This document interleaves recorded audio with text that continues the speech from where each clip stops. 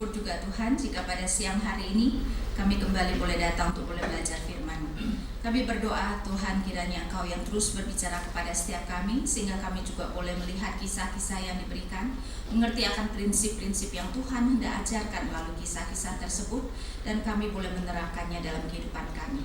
Kami berdoa hanya di dalam nama Tuhan kami Yesus Kristus. Amin. Silakan duduk Bapak Ibu Saudara sekalian. Ya, kita sudah melihat sampai Kejadian 11 di mana kisah Menara Babel merupakan kisah terakhir mengenai umat manusia ya bersama-sama, yaitu pada zaman purba. Di mana sekarang kita melihat bahwa pada akhirnya ternyata memang umat manusia mau tidak taat kepada Tuhan. Mereka disuruh memenuhi bumi, malahan mendirikan Menara Babel supaya mereka tidak terserak. Karena itu kita melihat Tuhan kemudian akan memakai seorang yang bernama Abram dan keturunannya untuk boleh memberi berkat kepada umat manusia. Karena itu kita akan mulai hari ini ya, Abram Kejadian 12 sampai 25. Kejadian ini 12 sampai 25 akan kita bahas di dalam dua sesi. Hari ini kita akan membahas Kejadian 12 sampai 17. Pertama-tama kita melihat dulu dari silsilah Sem ya, di dalam pasal 11 dari ayat 10 saya tidak usah baca. Cuma kita mengerti bahwa dari Adam sampai Nuh adalah 10 keturunan. Itu bisa dilihat di pasal 5. Dari Sem sampai Abraham adalah 10 keturunan lagi. Sehingga kalau dari Adam sampai Abraham berarti 20 keturunan ya. Nah, kalau kita melihat apa yang dikatakan di sini pasal 11 ayat 26.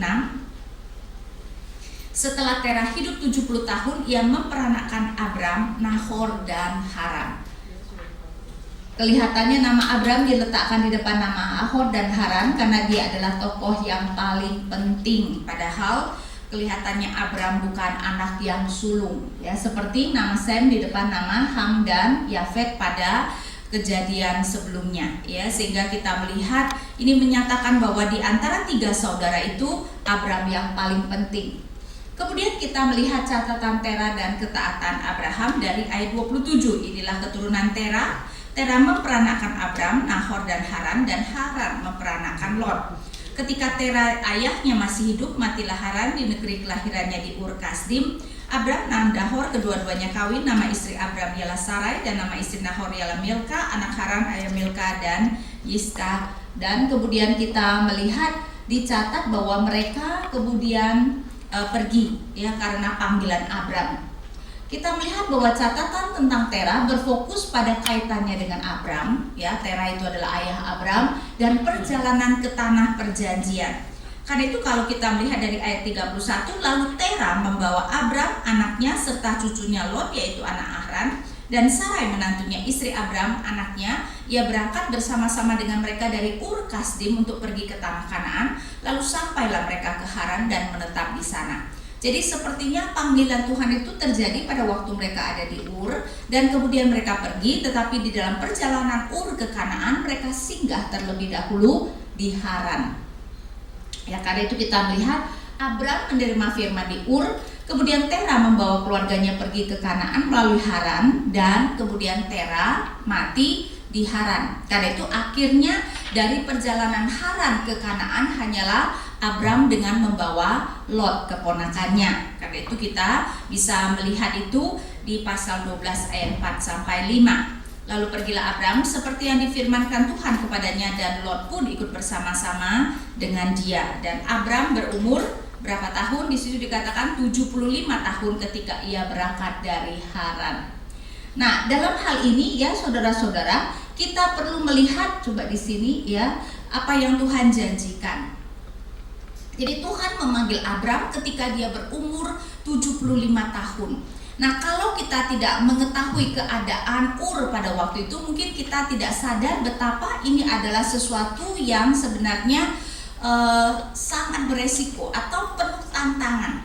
Karena para ahli kemudian menggali mengenai reruntuhan kota Ur dan mendapatkan ini adalah kota yang sangat maju. Kota yang sudah ada rumah yang besar-besar dengan begitu banyak kamar. Berarti Abram ketika dia tinggal di Ur, dia tinggal menetap ya rumah. Sedangkan ketika dia dipanggil Tuhan dan akhirnya di Kanaan, dia tinggal di kemah-kemah. Berarti dia kemudian melakukan kehidupan sebagai seorang nomad yang berpindah-pindah, mencari padang rumput untuk ternak-ternaknya, ya. Sejalan dengan itu dia akan berkemah dan berpindah-pindah, sehingga kehidupan yang tadinya sudah sangat nyaman menetap di satu tempat menjadi kehidupan yang jelas lebih susah, ya, kalau kita hidup dari kemah ke kemah. Nah, kenapa demikian? Karena ternyata ada panggilannya. Karena itu kalau kita melihat Kejadian 12, ya, berfirmanlah Tuhan kepada Abram, pergilah dari negerimu dan dari sanak saudaramu dan dari rumah bapamu ini ke negeri yang akan kutunjukkan kepadamu. Jadi ketika Tuhan memanggil dia dari Ur, kota yang sudah besar itu, yang dimana dia sudah hidup dengan nyaman, Tuhan akan bilang pergi ke negeri yang akan kutunjukkan kepadamu. Berarti Abram tahu tidak kemana dia harus pergi? Dia tidak tahu, jadi dia mengikuti saja dan dia pergi. Tuhan berjanji ini, aku akan membuat engkau menjadi bangsa yang besar dan memberkati engkau, serta membuat namamu masyhur dan engkau akan menjadi berkat. Ya, di ayat 2 dia dijanjikan berarti keturunannya akan banyak dan namanya akan termasyhur. Berarti Tuhan boleh saja sebenarnya orang itu punya nama, bahkan Tuhan akan membuat nama Abram termasyhur. Tetapi kita tidak seharusnya mencari nama. Ngerti ya? Waktu itu kalau kita berbicara tentang keturunan ular, kalau kita melihat mengenai Kain kemudian mendirikan kota dan memberikan nama Henok sesuai dengan nama anaknya. Berarti orang fasik seperti itu mencari nama. Menara Babel juga mereka berkata bahwa di ayat 4 misalnya, ya, Kejadian 11 ayat 4 juga kata mereka, marilah kita dirikan bagi kita sebuah kota dengan sebuah menara yang puncaknya sampai ke langit, dan marilah kita cari nama supaya kita jangan terserak ke seluruh bumi. Sedangkan keturunan perempuan digambarkan seperti keturunan Set adalah apa? Kejadian 4 misalnya ayat 26. Lahirlah seorang anak laki-laki bagi Set juga, dan anak itu dinamainya Enos. Waktu itulah orang mulai memanggil nama Tuhan. Jadi bukannya, ya, kita tidak boleh mendapat nama, Tuhan boleh memberikan nama yang besar, tetapi seharusnya kita memanggil nama Tuhan, dan memang inilah yang dilakukan oleh Abram. Karena itu kembali kepada Kejadian 12 ayat 8 bagian akhir saya bacakan, lalu ia mendirikan di situ mezbah bagi Tuhan dan memanggil nama Tuhan, ya. Jadi kita melihat Tuhan mengatakan akan menjadikan bangsa yang besar dan memberikan nama yang termasyhur, tapi juga sangat penting adalah ayat 3. Aku akan memberkati orang-orang yang memberkati engkau dan mengutuk orang-orang yang mengutuk engkau, dan olehmu semua kaum di muka bumi akan mendapat berkat. Jadi kita harus melihat bahwa dari awal panggilan Tuhan kepada Abram tidak akan berhenti hanya pada Abram dan keturunannya. Tujuannya adalah menjadi berkat bagi semua kaum di muka bumi, ya. Ini merupakan sesuatu yang sangat penting. Kemudian kita juga melihat begitu kan tadi Abram dikatakan akan pergi ke negeri akan kutunjukkan kepadamu. Begitu Abram jalan dan kemudian sampai ke Kanaan, karena itu di ayat 6, Abram berjalan melalui negeri itu sampai ke suatu tempat di dekat Sikem, yakni pohon tarbanti Dimor. Waktu itu orang Kanaan diam di negeri itu.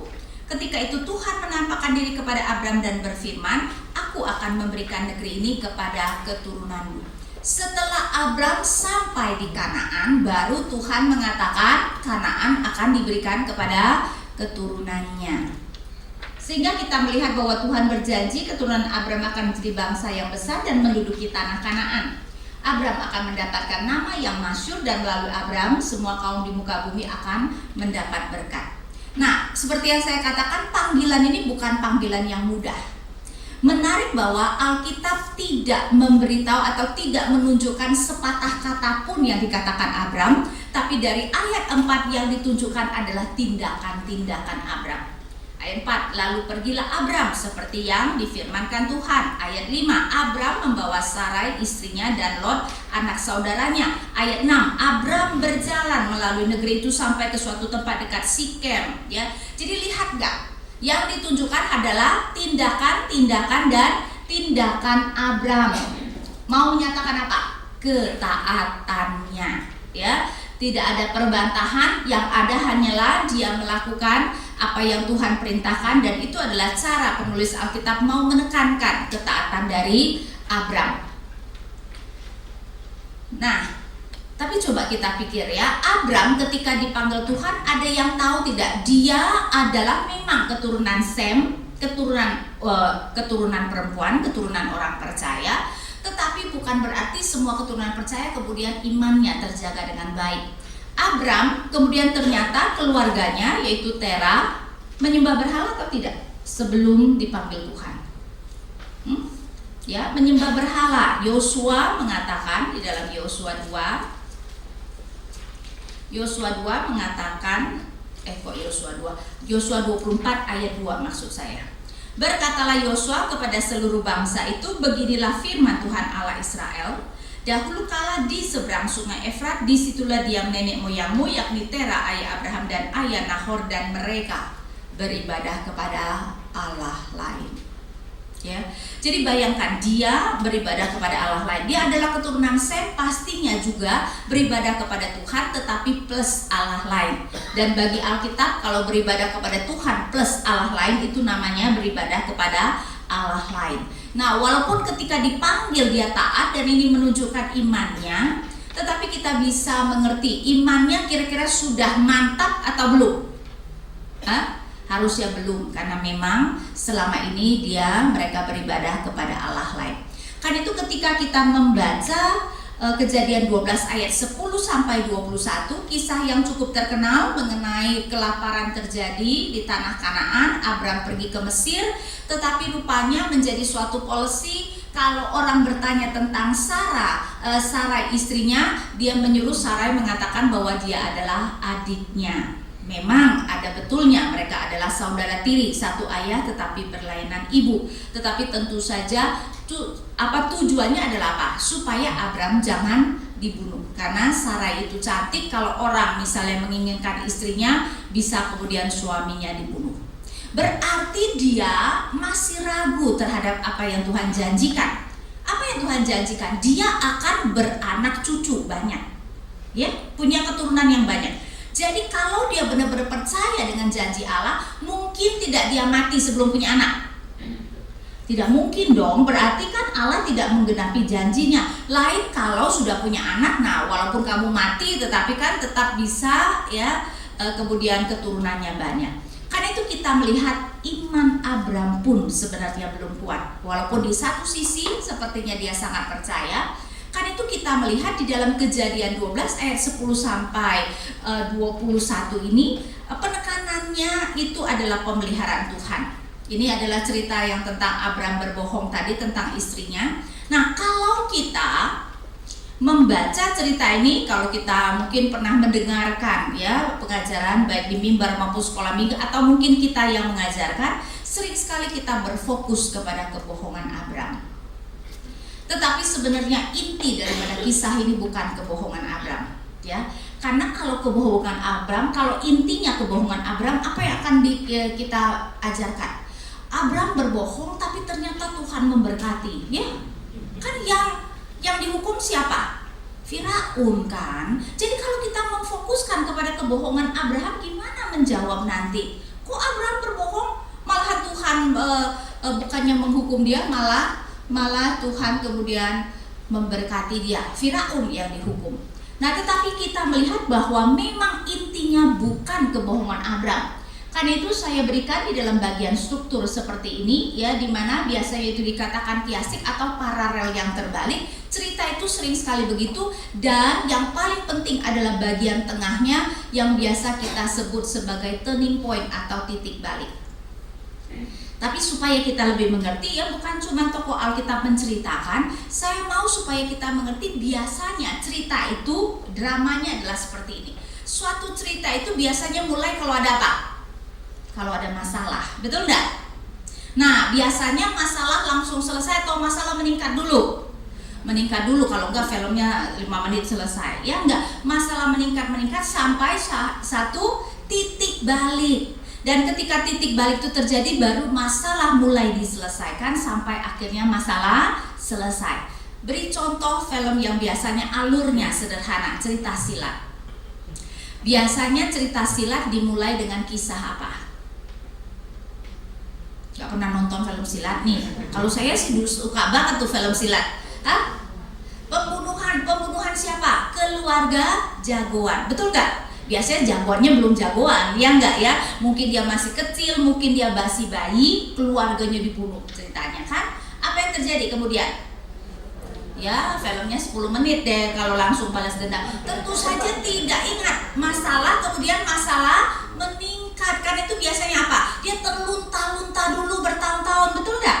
Ya, mungkin ya dipelihara oleh pamannya, anak-anak pamannya jahatin dia gitu kan? Ya, atau kemudian dimasukin ke perguruan tetapi saudara-saudara perguruannya benci dengan dia atau apalah gitu. Pasti dia terlunta-lunta terlebih dahulu sampai akhirnya titik balik masuk dalam gua menemukan kitab rahasia atau menemukan suhu yang paling lihai, betul nggak? Ya, atau ketemu Raja Wali gitu kan? Ya enggak? Nah, disitulah titik baliknya. Karena itu biasanya kemudian dia dapat kitab atau suhu yang lihai dan kemudian latihan, itu adalah bagian yang paling menyenangkan nggak? Ya, itu adalah bagian yang kita tunggu-tunggu. Nah, itulah titik baliknya, itu adalah puncaknya. Setelah itu dia turun gunung, mulai membuat nama, mulai mencari tahu tentang musuhnya, baru akhirnya musuhnya dikalahkan dan film selesai. Sama gak ceritanya begitu? Sama kan? Ya, jadi itu adalah cara orang biasanya bercerita. Nah, tokoh Alkitab juga begitu berceritanya. Karena itu kita melihat Abraham meninggalkan Kanaan karena kelaparan, masalah. Kemudian akses, masalah selesai. Abraham meninggalkan Mesir dengan kekayaan besar.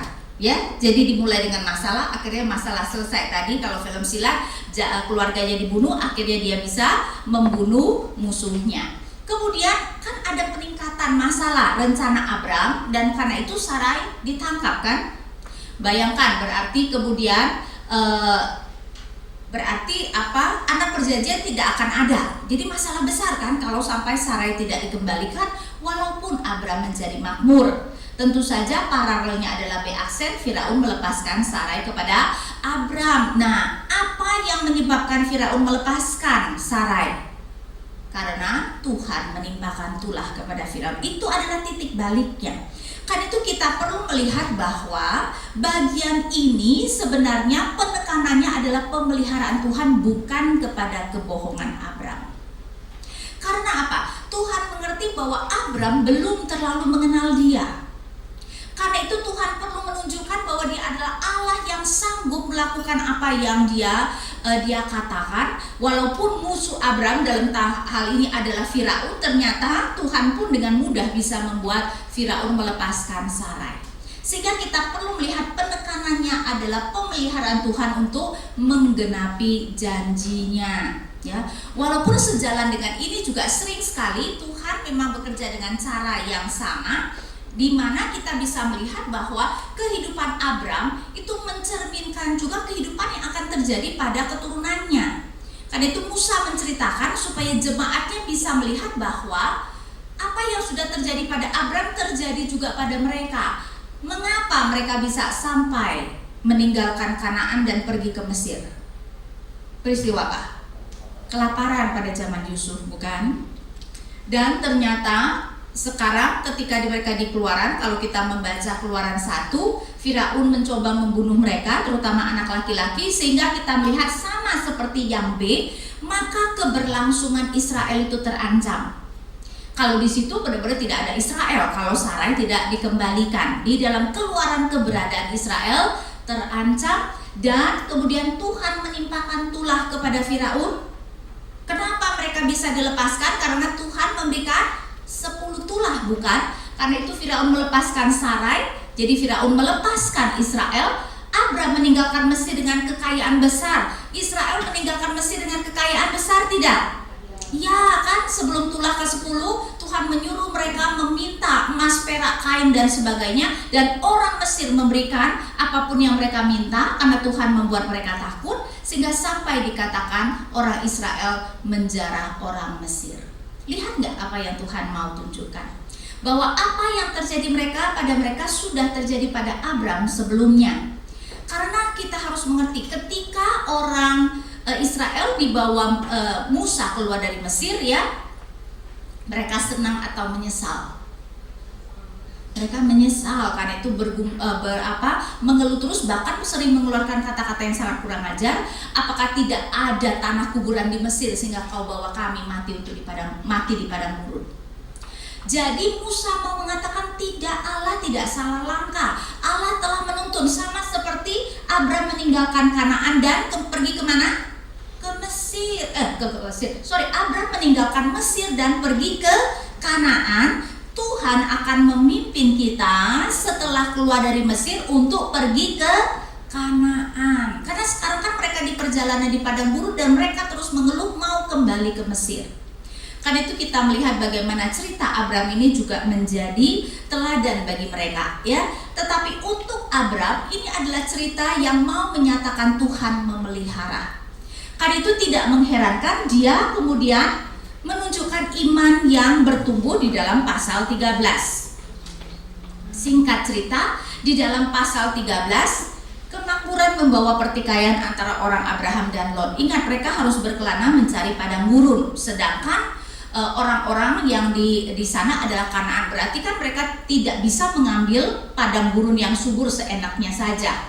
Ya enggak, hanya mungkin padang gurun yang tidak dipakai oleh orang-orang Kanaan yang mereka bisa pakai. Karena itu ketika kekayaan bertambah, akhirnya gembala Abram dan gembala Lot bertikai. Karena itu Abram berkata, wah, mau tidak mau kita harus berpisah.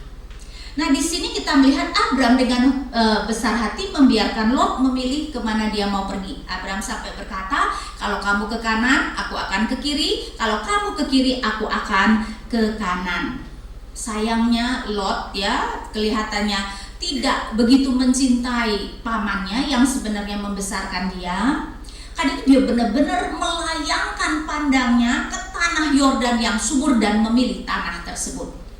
Padahal kalau kita pikir secara etika ya, kalau dia mengasihi pamannya, harusnya ketika dia melihat mana tanah yang subur, harusnya dia pergi ke arah yang sebaliknya. Bukankah seharusnya dia memberikan tanah yang subur kepada pamannya yang sudah sangat tua itu? Betul enggak ya? Tetapi rupanya Lot tidak sungkan-sungkan, dia memilih yang terbaik. Tapi di sini saya memfokuskan kepada Abram. Abram dengan besar hati membiarkan Lot memilih kemana dia mau pergi. Karena apa? Karena kelihatannya apa yang terjadi adalah Abram berpikir bahwa apapun yang Lot pilih sebenarnya masalah enggak? Tidak masalah, karena nanti semua tanah itu akan menjadi milik keturunannya ya. Sehingga mungkin di sini kita melihat imannya yang semakin bertumbuh. Karena itu memang ada yang mengkontraskan. Kejadian 13 kita melihat dua macam orang Kristen. Lot menggambarkan satu, yaitu yang live by sight, hidup berdasarkan apa yang dia lihat. Karena ayat 10, Lot melayangkan pandangnya melihat sungai lembah Yordan yang subur itu dan memilih. Jadi memilih berdasarkan apa yang dilihat. Sedangkan Abram adalah live by faith ya, hidup berdasarkan imannya. Nanti setelah Allah menyuruh dia memandang, baru kemudian Abram memandang sekelilingnya. Nah, nanti kita akan melihat pilihan Lot akan membawa malapetaka baginya nanti. Karena dia kemudian di sini dikatakan bahwa dia menetap di kota-kota di lembah Yordan dan berkemah di dekat Sodom, yang pada akhirnya akan membawa dia kepada kehancuran ya. Sehingga nanti kita akan melihat live by sight ya, hidup berdasarkan apa yang kita lihat itu bisa membawa malapetaka.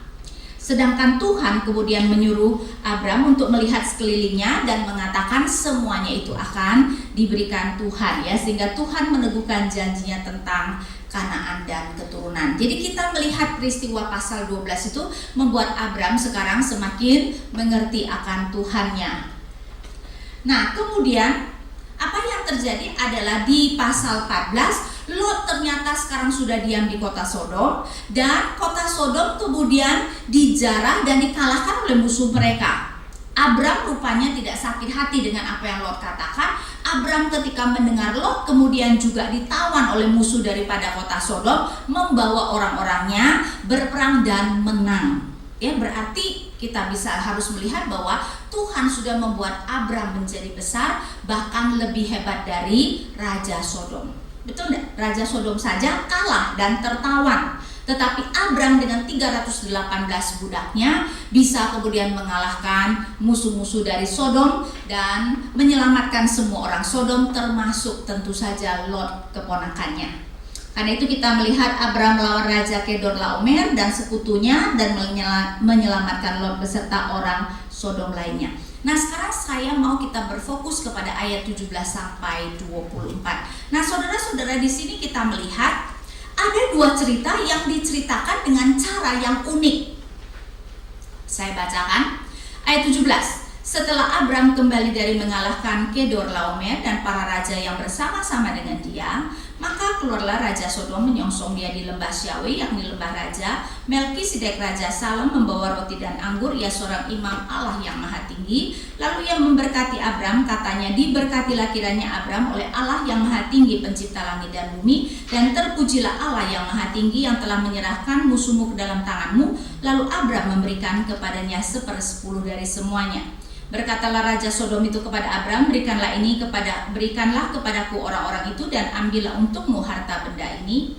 Tetapi kata Abram kepada Raja negeri Sodom itu, aku bersumpah demi Tuhan Allah yang maha tinggi, pencipta langit dan bumi, aku tidak akan mengambil apa-apa dari kepunyaanmu itu, sepotong benang atau tali kasut pun tidak, supaya engkau jangan dapat berkata, aku telah membuat Abram menjadi kaya.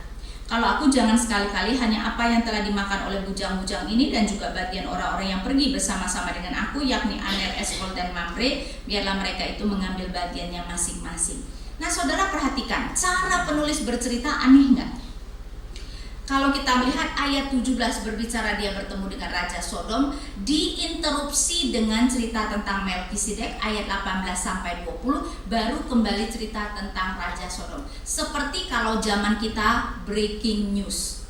Betul nggak? Ya, ada film lagi nonton, tahu-tahu breaking news, setelah breaking news selesai baru film dilanjutkan. Iya nggak ya? Jadi coba lihat tuh. Breaking news saja baru ada berapa puluh tahun terakhir ya. Tapi Alkitab ya sudah 3.500 tahun yang lalu tuh sudah mengerti konsep breaking news ya, menunjukkan sebenarnya Alkitab kita itu canggih sekali. Nah, kenapa diberikan seperti itu? Biasanya ada breaking news dengan film, yang mana yang lebih penting? Breaking news, sehingga jelas ini mau mengatakan penekanannya adalah kepada Abram dan Melkisedek, karena ternyata memang Melkisedek adalah tokoh yang jauh lebih penting daripada yang kita perkirakan. Karena Melkisedek muncul di sini, nanti Daud berkata, Tuhan bersumpah bahwa Mesias akan menjadi imam dalam urutan Melkisedek. Baru kemudian penulis Ibrani menunjukkan kepada kita bahwa Yesus bisa menjadi imam semata-mata karena Tuhan bersumpah dia akan menjadi imam dalam urutan Melkisedek. Ya, jadi Melkisedek sudah Tuhan munculkan di sini pada zaman Abraham. Abraham itu kira-kira tahun 2000-an sebelum Masehi, 2000 tahun sebelum Mesias lahir. Supaya apa? Supaya nanti Yesus bisa menjadi imam dalam urutan Melkisedek. Karena apa? Yesus tidak bisa menjadi imam dalam urutan Taurat Musa. Karena apa? Imam dalam urutan Taurat Musa harus keturunan Lewi, keturunan Harun. Sedangkan Yesus karena dia adalah harus dari keturunan Daud supaya boleh menjadi raja, dan keturunan Yehuda. Satu adalah keturunan Lewi, keturunan Harun. Jadi tidak klop karena harus dilihat dari ayahnya. Sehingga dengan demikian kita melihat ya, ini adalah kisah yang sangat penting untuk berbicara tentang nanti bagaimana Yesus menjadi imam. Dan di sini juga kita bisa melihat ini menunjukkan betapa penulis Alkitab, penulis utamanya adalah siapa? Adalah Allah sendiri ya. Karena kan tidak mungkin Musa, Daud, dan penulis Ibrani bisa bersepakat mengatakan aku tulis bagian ini, kamu nanti bagian ini, ya nanti si penulis Ibrani bagian ini, sehingga begitu kan ya. Karena kisah itu dituliskan dalam waktu 1000-an tahun, 1400-an tahun. Ya, karena itu kita melihat ini menunjukkan betapa ini adalah kisah yang sangat penting, walaupun pemunculannya di sini kelihatannya sangat sederhana. Kalau Melkisedek tidak muncul di sini, Yesus tidak bisa menjadi imam dalam urutan Melkisedek ya. Walaupun tentu saja Mazmur 110 ayat 4 juga sama pentingnya. Tapi di sini juga mau mengatakan bahwa dengan sengaja menceritakan seperti ini supaya mau mengkontraskan sikap Abram kepada Melkisedek dan kepada Raja Sodom. Sama-sama raja. Melkisedek disebut sebagai Raja Salem, sedangkan Raja Sodom tentu saja adalah Raja Sodom. Jadi sama-sama raja, tapi sikap Abram sama atau tidak? Sangat berbeda. Dia menghormati Melkisedek, tetapi dia merendahkan Raja Sodom. Karena kan omongannya kepada Raja Sodom tidak begitu enak ya. Jangan sampai nanti dibilang kamu yang membuat aku kaya, gitu kan? Ya. Kenapa berbuat demikian? Karena memang ternyata ini dianggap sebagai sikap yang baik. Mazmur 15 ayat 4 mengatakan seperti ini. Mazmur 15 ayat 4, yang memandang hina orang yang tersingkir. Apa yang dimaksudkan dengan orang yang tersingkir? Orang tersingkir itu adalah orang yang tidak takut Tuhan. Maksudnya disingkirkan oleh Tuhan karena dikontraskan dengan tetapi memuliakan orang yang takut akan Tuhan. Berarti orang yang tersingkir adalah orang yang tidak takut akan Tuhan. Jadi sikap orang benar adalah menghormati seseorang berdasarkan dia takut akan Tuhan atau tidak, bukan berdasarkan kekayaannya, bukan berdasarkan kuasa seseorang, tetapi berdasarkan orang itu takut akan Tuhan atau tidak. Nah, digambarkan Abram mempunyai sikap seperti itu. Padahal kalau kita berbicara soal keuangan, lebih menguntungkan berasosiasi dengan Raja Sodom atau Raja Salem, Melkisedek. Raja Sodom mau memberikan dia semua jarahan. Sedangkan dengan Melkisedek dia perlu memberikan 10%. Ya enggak? Jadi sebenarnya ketika dia menghormati Melkisedek dia rugi 10% ya. Sedangkan ketika dia kalau mau bersahabat dengan Raja Sodom, malahan dia mendapatkan banyak keuntungan. Tetapi bagi Abram bukan soal keuntungan yang penting, tapi soal menghormati orang yang takut akan Tuhan. Kemudian tadi ya, catatan tentang Melkisedek di kitab Kejadian, Mazmur dan Ibrani menunjukkan bahwa Allah adalah penulis utama Alkitab. Musa yang menuliskan cerita tentang Abraham menulis tahun 1400-an. Daud menuliskan kira-kira tahun 1000 sebelum Masehi tentu saja, dan penulis Ibrani adalah abad pertama Masehi. Ya, sehingga tidak mungkin sekali lagi ketiga penulis itu bisa bersepakat. Karena Musa sudah mati ketika zaman Daud, dan tentu saja Daud sudah lama mati ketika penulis Ibrani menuliskannya, ya, sehingga kita melihat ini hendak dinyatakan mengenai Abram. Nah, kemudian bagian yang sangat penting yaitu bahwa perjanjian Tuhan dengan Abraham. Nah, perjanjian Tuhan dengan Abraham itu diberikan di dalam dua pasal, pasal 15 dan 17. Nah, masing-masing pasal menekankan aspek yang berbeda. Karena itu kita lihat dulu di dalam pasal 15 ya. Pasal 15, kemudian datanglah firman Tuhan kepada Abram dalam suatu penglihatan, janganlah takut Abram, akulah perisaimu, upahmu akan sangat besar. Abram menjawab, ya Tuhan Allah, apakah yang akan kau berikan kepadaku, karena aku akan meninggal dengan tidak mempunyai anak, dan yang akan mewarisi rumahku ialah Eliezer orang Damsik itu. Lihat gak bagaimana Imam Abram itu jatuh bangun. Sekarang dia kembali tidak percaya bahwa Tuhan akan memberikan dia keturunan.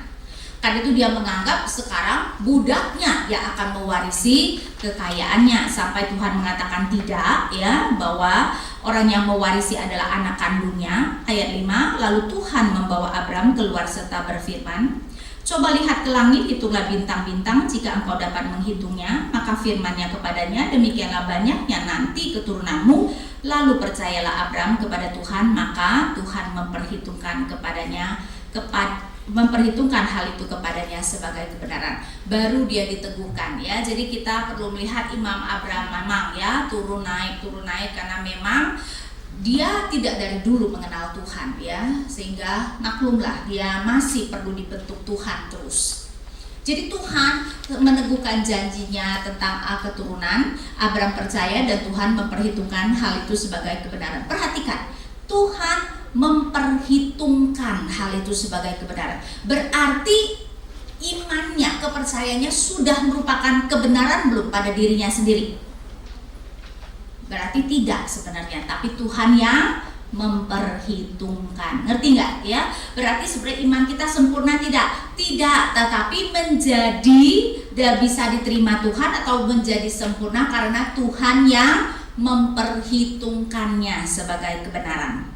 Jadi iman kita bisa sampai benar dan diterima Tuhan bukan karena iman kita benar, tetapi karena Tuhan memperhitungkannya. Tapi anehnya, ya sepertinya Abraham sudah percaya, kembali percaya, oke, Tuhan akan memberikan dia keturunan yang banyak. Tapi coba lihat dari ayat 7. Lagi firman Tuhan kepadanya, akulah Tuhan yang membawa engkau keluar dari Ur Kasdim untuk memberikan negeri ini kepadamu menjadi milikmu. Kata Abraham, ya Tuhan Allah, dari manakah aku tahu bahwa aku akan memilikinya? Nah, baru saja percaya tentang keturunan. Sekarang tidak percaya soal tanah.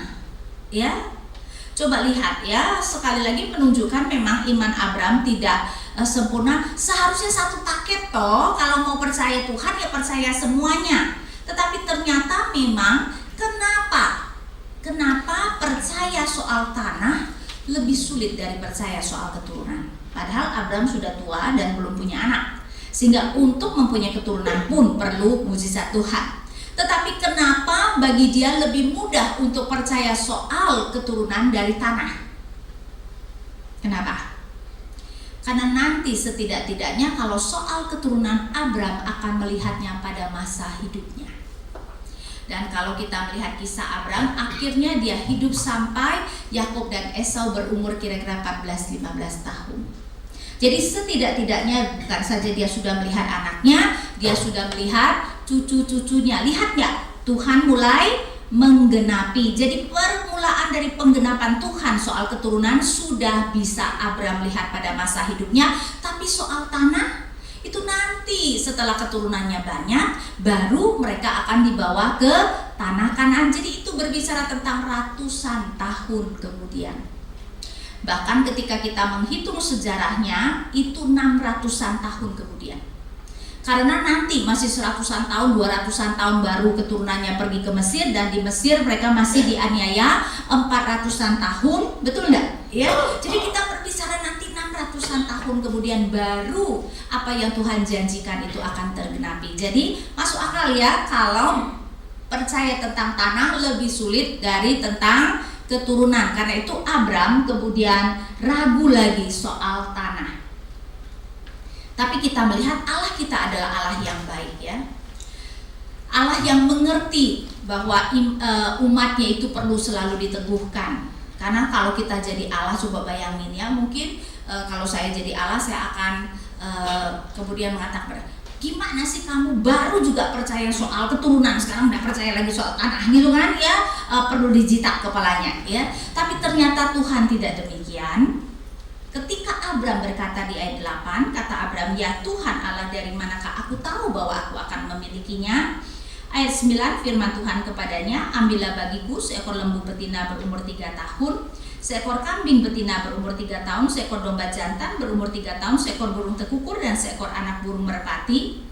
Sepertinya Tuhan tidak mengatakan harus apakan, tapi Abraham langsung mengerti. Ayat 10, diambilnyalah semuanya itu bagi Tuhan, dipotong 2, lalu diletakkannya bagian-bagian itu yang satu di samping yang lain. Tetapi burung itu tidak dipotong 2, karena mungkin burung memang merupakan sesuatu yang terlalu kecil untuk dipotong 2. Kenapa binatang-binatang itu dipotong 2? Nah, kesulitan membaca Alkitab memang saudara-saudara adalah kita harus mengerti budaya pada waktu itu.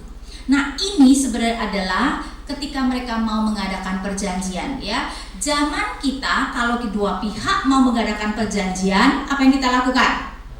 Pergi ke notaris, tanda tangan dengan saksi notaris di atas materai. Tapi zaman dulu bukan pergi ke notaris. Zaman dulu adalah kalau 2 orang mau mengikat perjanjian, mereka akan memotong binatang. Binatang itu diletakkan di sisi kanan dan kiri, dan mereka yang mengadakan perjanjian berjalan melalui di tengah-tengah potongan binatang itu. Artinya apa? Artinya mereka bersumpah jika sampai mereka tidak atau mereka melanggar perjanjian tersebut, terkutuklah mereka dan mereka akan mati seperti binatang-binatang yang dipotong tersebut. Dan rupanya Abraham mengerti ya, sehingga langsung dia memotong binatang itu. Dan perhatikan ya, dan bagian-bagian itu diletakkan yang satu di samping yang lain. Nah, tapi sekarang saya juga mau supaya kita mengerti di dalam dunia kuno Ada dua jenis perjanjian. Yang pertama adalah perjanjian yang sejajar. Ya, Alkitab menggambarkan misalnya Abraham juga nanti mengadakan perjanjian dengan Abimelek, itu adalah yang sejajar. Tetapi juga ada yang disebut perjanjian tuan hamba, bahasa Inggrisnya suzerain vassal. Yaitu misalnya seorang raja besar menaklukkan satu negeri, maka raja besar itu akan mengadakan perjanjian dengan raja yang ditaklukkan. Nah, itu perjanjian tuan dan hamba, ya. Dimana tentu saja mungkin perjanjian itu mengatakan raja besar itu tidak akan menghancurkan negeri yang kecil itu, tetapi tentu saja dengan syarat, yaitu apa? Negeri yang ditaklukkan harus membayar upeti, ya. Upeti biasanya mahal tidak? Luar biasa beratnya, kan itu perlu mengadakan perjanjian. Supaya apa? Supaya negeri yang ditaklukkan itu mau membayar upeti, takut untuk melanggar perjanjian tersebut. Nah, kalau perjanjian yang sejajar, siapa yang kira-kira lewat di antara potongan binatang? Dua-duanya masuk akalnya. Kalau tuan dan hamba, perjanjian tuan dan hamba, seperti raja penakluk dan raja kecil itu, siapa yang seharusnya lewat di antara potongan binatang? Yang hambanya, betul nggak? Tapi coba kita lihat di sini siapa yang lewat potongan binatang itu. Kita lari dulu ke ayat 17. Ketika matahari telah terbenam dan hari menjadi gelap, maka kelihatanlah perapian yang berasap beserta suluh yang berapi lewat di antara potongan-potongan daging itu. Perapian yang berasap beserta suluh yang berapi harusnya mengingatkan kita tiang awan dan api. Ya. Jadi siapa yang lewat di antara potongan binatang? Tuhan. Bagian inilah yang dimengerti bahwa Tuhan bersumpah, Dia pasti menggenapi apa yang Dia janjikan kepada Abraham. Kan itu kenapa di bagian Alkitab lain sering sekali kemudian dikatakan Tuhan bersumpah kepada Abraham, Ishak dan Yakub, dan itu mengacu kepada Kejadian 15. Saya berikan contoh Keluaran 32. Di mana Musa mengatakan kepada demikian kepada Tuhan, ya. Keluaran 32 ayat 13. Ingatlah kepada Abraham, Ishak dan Israel hamba-hambamu itu, sebab kepada mereka engkau telah bersumpah demi dirimu sendiri dengan berfirman kepada mereka, aku akan membuat keturunanmu sebanyak bintang di langit, dan seluruh negeri yang telah kujanjikan ini akan kuberikan kepada keturunanmu supaya dimilikinya untuk selama-lamanya. Jelas nggak mengacu kepada Kejadian 15? Ya, jelas sekali ya. Jadi ini adalah perikop yang dimanakan Tuhan bersumpah. Dalam hal ini ya kita akan melihat bahwa kenapa Tuhan sampai bersumpah, karena memang perjanjiannya dengan Abraham tidak akan dengan mulus atau tidak akan tanpa tantangan. Karena ternyata kemudian Tuhan juga berkata sebelum Dia melewati potongan daging dari ayat 13, firman Tuhan kepada Abraham, ketahuilah dengan sesungguhnya bahwa keturunanmu akan menjadi orang asing dalam suatu negeri yang bukan kepunyaan mereka, dan bahwa mereka akan diperbudak dan dianiaya 400 tahun lamanya. Kenapa perlu sampai menunggu 400? Ingat ya, dari zaman Abraham berarti 600-an tahun kemudian. Kenapa perlu menunggu waktu begitu lama? Karena kan memang untuk bisa menduduki Kanaan kan keturunannya harus menjadi banyak dulu. Tetapi ada satu alasan lagi yang sangat penting. Tapi sebelumnya saya mau supaya kita tahu. Sering sekali kita itu diserang orang, ya. Allah kita diserang dengan mengatakan Allah kita adalah Allah yang kejam. Coba Allah menyuruh Israel membantai semua orang Kanaan hanya karena mau mendapatkan tanah tersebut. Dan itu memang menggambarkan Allah kita kayaknya pilih kasih dan kejam, ya. Hanya karena mau merebut tanah orang, ya, semua orang dibunuh, kan kelihatannya kejam, betul nggak? Alkitab memberikan kita alasan kenapa demikian. Dan kenapa Tuhan menyuruh keturunan Abraham perlu dianiaya 400 tahun. Kuncinya ada di ayat 16. Tetapi keturunan yang keempat akan kembali ke sini, sebab sebelum itu kedurjanaan orang Amori itu belum genap.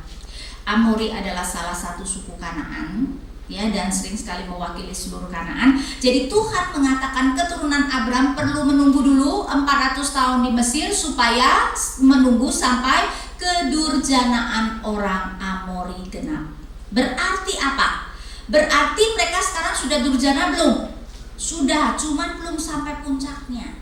Berarti kalau Tuhan sampai menunggu, sekali lagi dari zaman Abraham sampai 600 tahun, berarti Tuhan panjang sabar tidak terhadap bangsa Kanaan itu?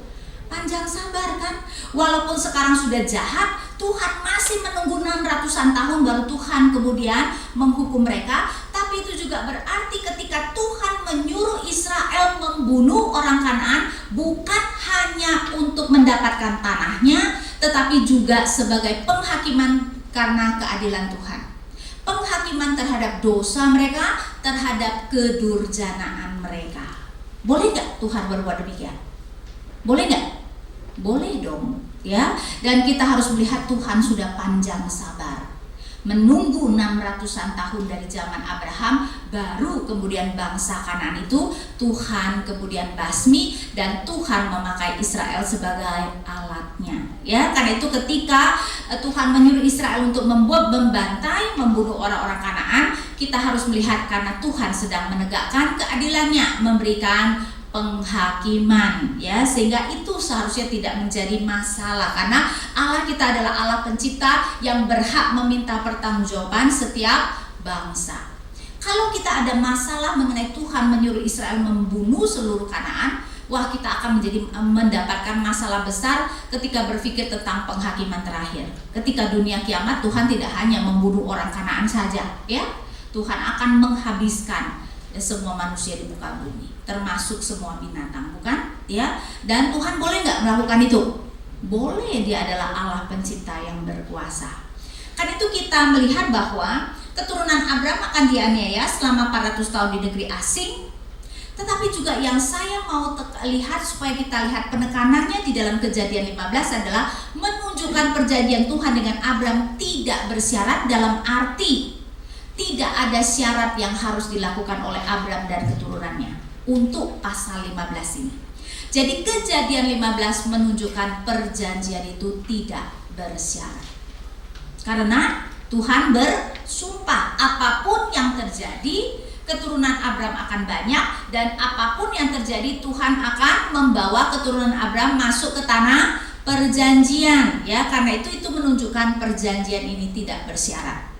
Tetapi kita nanti akan lihat perjanjian belum selesai. Kejadian 17 berbicara juga tentang perjanjian, tetapi di tengah-tengahnya ada cerita tentang Hagar. Ya. Nah, dalam hal ini saya memberikan judul Allah yang mendengar dan melihat kita. Mungkin saudara tidak sadar ini adalah cerita yang sebenarnya sangat indah, tapi kita mulai lihat. Apa yang terjadi 10 tahun sudah berlalu? Wah, ternyata Sarai belum juga mengandung. Sehingga Sarai mulai berpikir bagaimana menolong Tuhan, ya. Jadi kalau kita mau menolong Tuhan, hati-hatilah, ya, biasanya jadi bumerang. Aku berpikir-pikir, wah, Tuhan kan tidak bilang kalau anak itu dari rahimku. Jadi kemungkinan maksud Tuhan adalah dari budakku. Karena memang di dalam zaman kuno, kalau seseorang tidak bisa mempunyai anak, dia bisa memberikan budaknya untuk kepada suaminya, dan anak itu akan secara hukum dianggap anaknya. Karena itu kita melihat apa yang dikatakan Sarai. Ayat 2, berkatalah Sarai kepada Abram, "Engkau tahu Tuhan tidak memberi aku melahirkan anak, karena itu baiklah hampirilah hambaku, mungkin oleh dialah aku dapat memperoleh seorang anak." Ngerti nggak? Jadi anak itu secara legal adalah anak Sarai. Nah, di sini kita juga melihat Sarai sebenarnya bertindak dengan sangat cerdik. Karena di dalam dunia kuno ada aturan seperti ini. Tentu saja belum ada Israel, ya. Tetapi di bangsa-bangsa sekitar Israel, kalau seorang istri bisa memberikan anak kepada suaminya, suaminya tidak boleh mengambil istri lain, walaupun boleh mengambil gundik. Karena istri dan gundik beda dalam masalah hukum, ya. Anak-anak gundik tidak menerima warisan, anak istri menerima warisan. Nah, dalam hal ini Sarai berarti bertindak cerdik. Anak Hagar akan dianggap sebagai anaknya, berarti nanti Abraham tidak boleh mengambil istri lain. Kalau Hagar kan dilihat hanya sebagai gundik, ya. Karena itu kita melihat di sini, ya, Sarai bertindak dengan sangat cerdik, itu juga untuk keuntungannya. Dan kelihatan Abram pun langsung mau. Kira-kira kenapa? Walaupun memang ada yang mengatakan namanya juga kucing dikasih ikan dia pasti mau ya. Tetapi di sini kenapa Abram tidak pakai bertanya dulu pada Tuhan, Tuhan boleh nggak? Karena ini adalah dosa yang tidak dianggap dosa oleh budaya. It's culturally acceptable sin. Dosa yang bisa diterima secara budaya. Bahkan dianggap tidak berdosa. Ya, di setiap zaman ada, bukan? Dosa yang sebenarnya budaya tidak melihatnya sebagai satu dosa. Karena itu kenapa Abram tidak berpikir?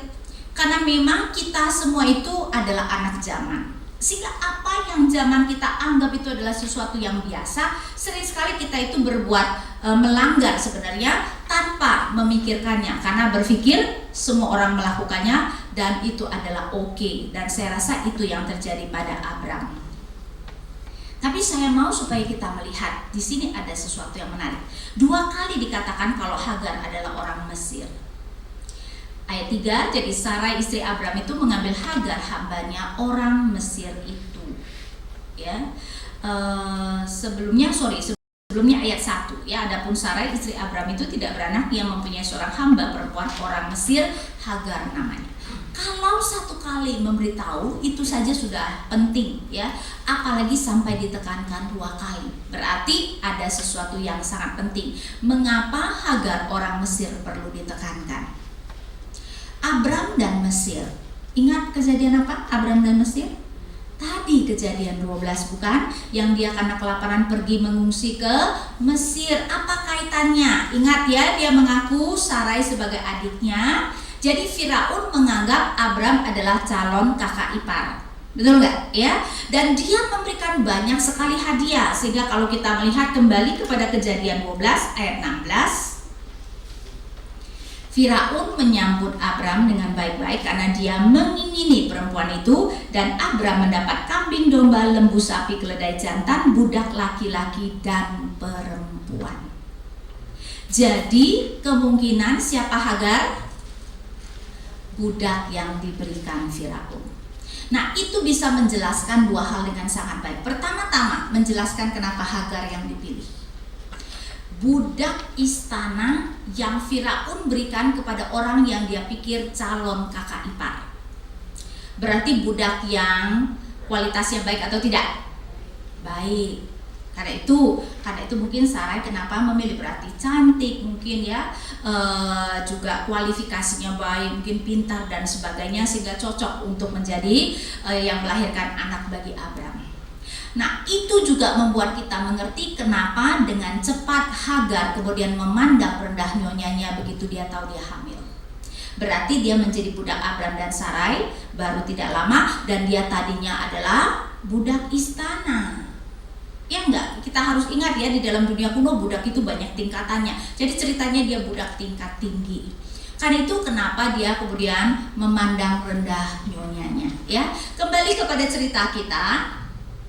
Jadi Abram dan Sarai mencoba menyelesaikan masalah bagi Tuhan dengan cara yang cerdik ya, karena supaya Abram tidak boleh mengambil istri lain dan sesuai dengan cara yang dapat diterima secara budaya. Tetapi masalah menjadi rumit. Si Hagar memandang rendah nyonyanya, sehingga kita melihat ayat 5. Lalu berkatalah Sarai kepada Abram, penghinaan yang kuderita ini adalah tanggung jawabmu. Akulah yang memberikan hambaku ke pangkuanmu. Tetapi baru saja ia tahu bahwa ia mengandung, ia memandang rendah akan aku. Tuhan kiranya yang menjadi hakim antara aku dan kau.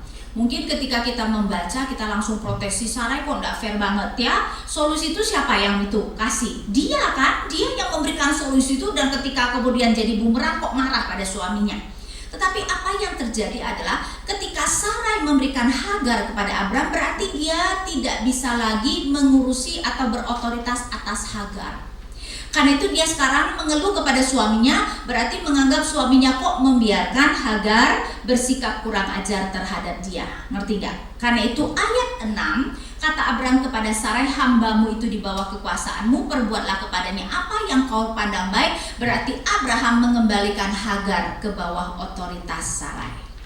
Karena itu lalu Sarai menindas Hagar sehingga ia lari meninggalkannya. Ngerti ya? Jadi kita melihat, jadi Sarai ditindas. Ayat 7, lalu malaikat Tuhan menjumpai dekat suatu mata air di padang gurun, yakni dekat mata air di jalan ke Syur. Nah sekarang perhatikan ayat dari ayat 8 terutama ayat 9. Katanya Hagar hamba Sarai, dari manakah datangmu dan kemanakah pergimu? Jawabnya, aku lari meninggalkan Sarai nyonyaku. Ayat 9, perhatikan ada sesuatu yang aneh di ayat 9. Lalu kata malaikat Tuhan itu kepadanya, sebelumnya, kalau malaikat Tuhan yang menampakkan diri, hati-hati, bisa merupakan Tuhan sendiri. Karena kata malaikat itu bisa diterjemahkan utusan.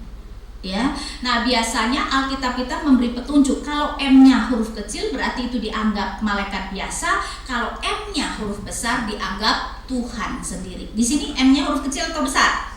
Besar. Jadi di sini dianggap Tuhan sendiri dan memang biasanya konteks yang menentukan. Memang nanti kelihatan malaikat itu menyebut dirinya sendiri adalah Tuhan. Nah, sekarang coba lihat apa yang aneh di ayat 9. Lalu kata malaikat Tuhan itu kepadanya, kembalilah kepada nyonyamu, biarkanlah engkau ditindas di bawah kekuasaannya. Aneh nggak? Kita berharap apa? Kita berharap Tuhan akan berkata, Hagar kembalilah kepada nyonyamu, nanti tak suruh nyonyamu jangan menindas kamu lagi. Ya harusnya kan begitu dong, ya enggak ya? Masa kembali kepada nyonyamu, biarkanlah kamu ditindas di bawah kekuasaannya. Orang dia pergi karena ditindas, sekarang disuruh pulang tetap ditindas. Nah, saudara, kalau jadi Hagar, kembali enggak? Keadaan tidak berubah, yang benar aja Tuhan, ya. Tapi Hagar kembali enggak? Kembali. Mengapa? Ya, mengapa? Karena dia sudah berjumpa dengan Tuhan yang mengatakan ini. Karena itu kalau kita melihat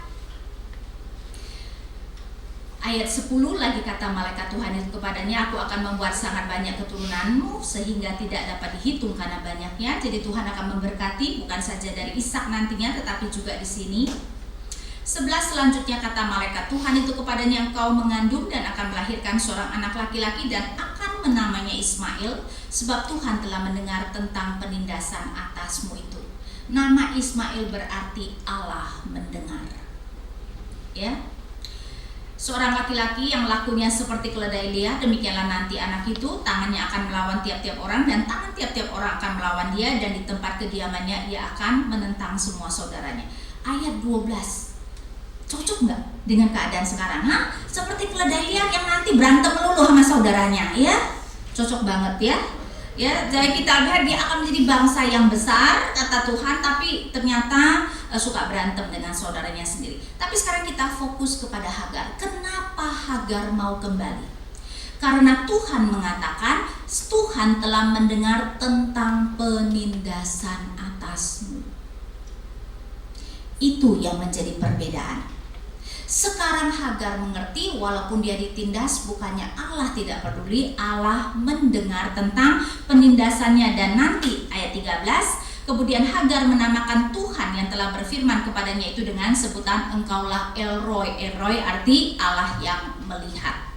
Karena itu kenapa tadi ya tema kita adalah Allah yang mendengar dan melihat. Jadi Hagar berjumpa dengan Allah yang mengatakan dia adalah Allah yang mendengar tentang penderitaan Hagar. Itu membuat perbedaan bagi Hagar, dan saudara-saudara, itu harus membuat perbedaan bagi kita. Kisah ini tentu saja bukan hanya menjadi pelajaran bagi Hagar. Tujuannya saya rasa Tuhan mau melalui Hagar berbicara kepada Abram dan Sarai.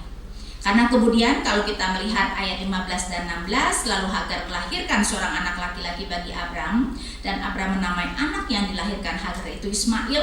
Abram berumur 86 ketika Hagar melahirkan Ismail. Kenapa Abram bisa memberi nama Ismail? Pasti karena Hagar menceritakannya. Nah, karena apa? Karena memang Tuhan mau melalui Ismail itu mau memberi pelajaran seperti ini. Kira-kira kalau saya memparafrase, Tuhan akan berkata kepada Abram dan Sarai, Abram dan Sarai, aku tahu bahwa di dalam 10 tahun penantian akan anak, pasti kalian menunggu dengan banyak penderitaan dan air mata. Tetapi setelah sekian lama dan mungkin kalian terus berseru dan doa kalian belum dijawab, jangan kalian mengambil jalan pintas. Seharusnya kalian tetap berseru kepadaku, karena aku adalah Allah yang mendengar dan melihat. Jadi itu adalah pelajaran yang Tuhan mau berikan kepada Abram melalui kisah ini. Dan itu juga adalah pelajaran yang saya percaya Tuhan mau memberikan kepada kita. Ya, karena sering sekali ketika kita mendapatkan kesulitan, ya, apalagi kesulitan yang besar, kita begitu terdesak dan kita berseru-seru kepada Tuhan, dan Tuhan belum juga menjawab apa yang ada di dalam pemikiran kita. Tuhan sudah tidak peduli. Ya, Tuhan sudah tidak mendengar doaku, dan itu yang membuat kita tidak tahan dengan penderitaan kita. Karena kemudian berpikir bahwa Tuhan sudah tidak mau mendengarkan kita dan tidak peduli dengan kita. Karena itu perikop ini mengajarkan kepada kita kalau Tuhan tidak langsung menjawab doa kita, bukan berarti Tuhan tidak mendengar dan melihat. Dia adalah Allah yang mendengar dan melihat. Hanya memang timing Tuhan sering sekali berbeda dengan timing kita, ya, dan rancangannya berbeda dengan rancangan kita. Karena itu ketika Tuhan tidak menjawab ataupun tidak langsung menjawab doa kita, marilah kita tetap mengerti Dia adalah Allah yang mendengar dan melihat penderitaan kita. Dan seharusnya seperti Hagar, itu membuat perbedaan. Kita boleh tetap berada di situasi yang sama, tetapi setelah mengerti bahwa Allah mendengar dan melihat penderitaan kita, beda nggak? Ya, seharusnya membuat perbedaan. Karena itu kita melihat ini adalah suatu kisah yang sangat indah yang Tuhan mau ajarkan kepada kita.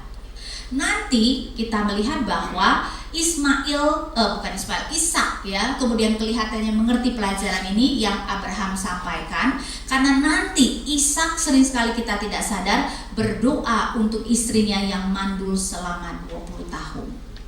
Dan selama 20 tahun itu dia tidak pernah mengambil perempuan lain untuk mendapatkan anak, tidak seperti Abram dan Sarai pada tahun ke-10 melakukannya, ya. Walaupun memang Abram dan Sarai sudah jauh lebih tua, tapi 20 tahun bukan waktu yang singkat. Dan 20 tahun itu Ishak terus berdoa dan terus berdoa karena istrinya mandul. Saya percaya karena dia mengerti ajaran Tuhan ini. Aku adalah Allah yang mendengar.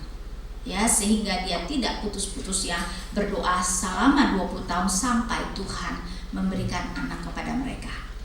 Ya, sehingga kita melihat inilah cerita ini, tapi di sini kita melihat cerita ini membawa kita masuk kepada pasal berikutnya mengenai bagaimana Tuhan kembali mengadakan perjanjian dengan Abram, karena mau menggambarkan bahwa memang manusia itu adalah manusia yang lemah, ya. Bahkan Abram juga kan kembali jatuh, boleh dikatakan, ya, menunjukkan dia kurang beriman. Karena itu Tuhan mau menunjukkan bahwa ada syarat perjanjian. Ingat, ya, kalau Kejadian 15 menekankan perjanjian itu tidak bersyarat, kita akan masuk kepada Kejadian 17 di mana ada syarat untuk perjanjian, karena itu judulnya adalah sunat sebagai tanda perjanjian.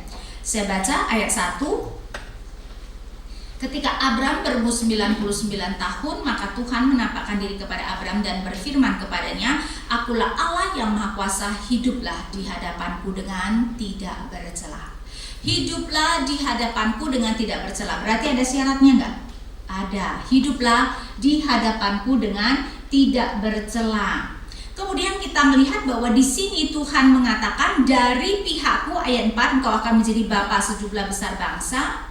Karena itu namamu bukan lagi Abram, melainkan Abraham. Sekarang nama Abram diganti menjadi Abraham. Abram berarti bapa yang ditinggikan, diganti menjadi Abraham, bapa banyak bangsa, karena memang dia akan menjadi orang yang menjadi berkat bagi banyak bangsa, ya. Ini jadi namanya mencerminkan panggilan Tuhan bagi hidupnya.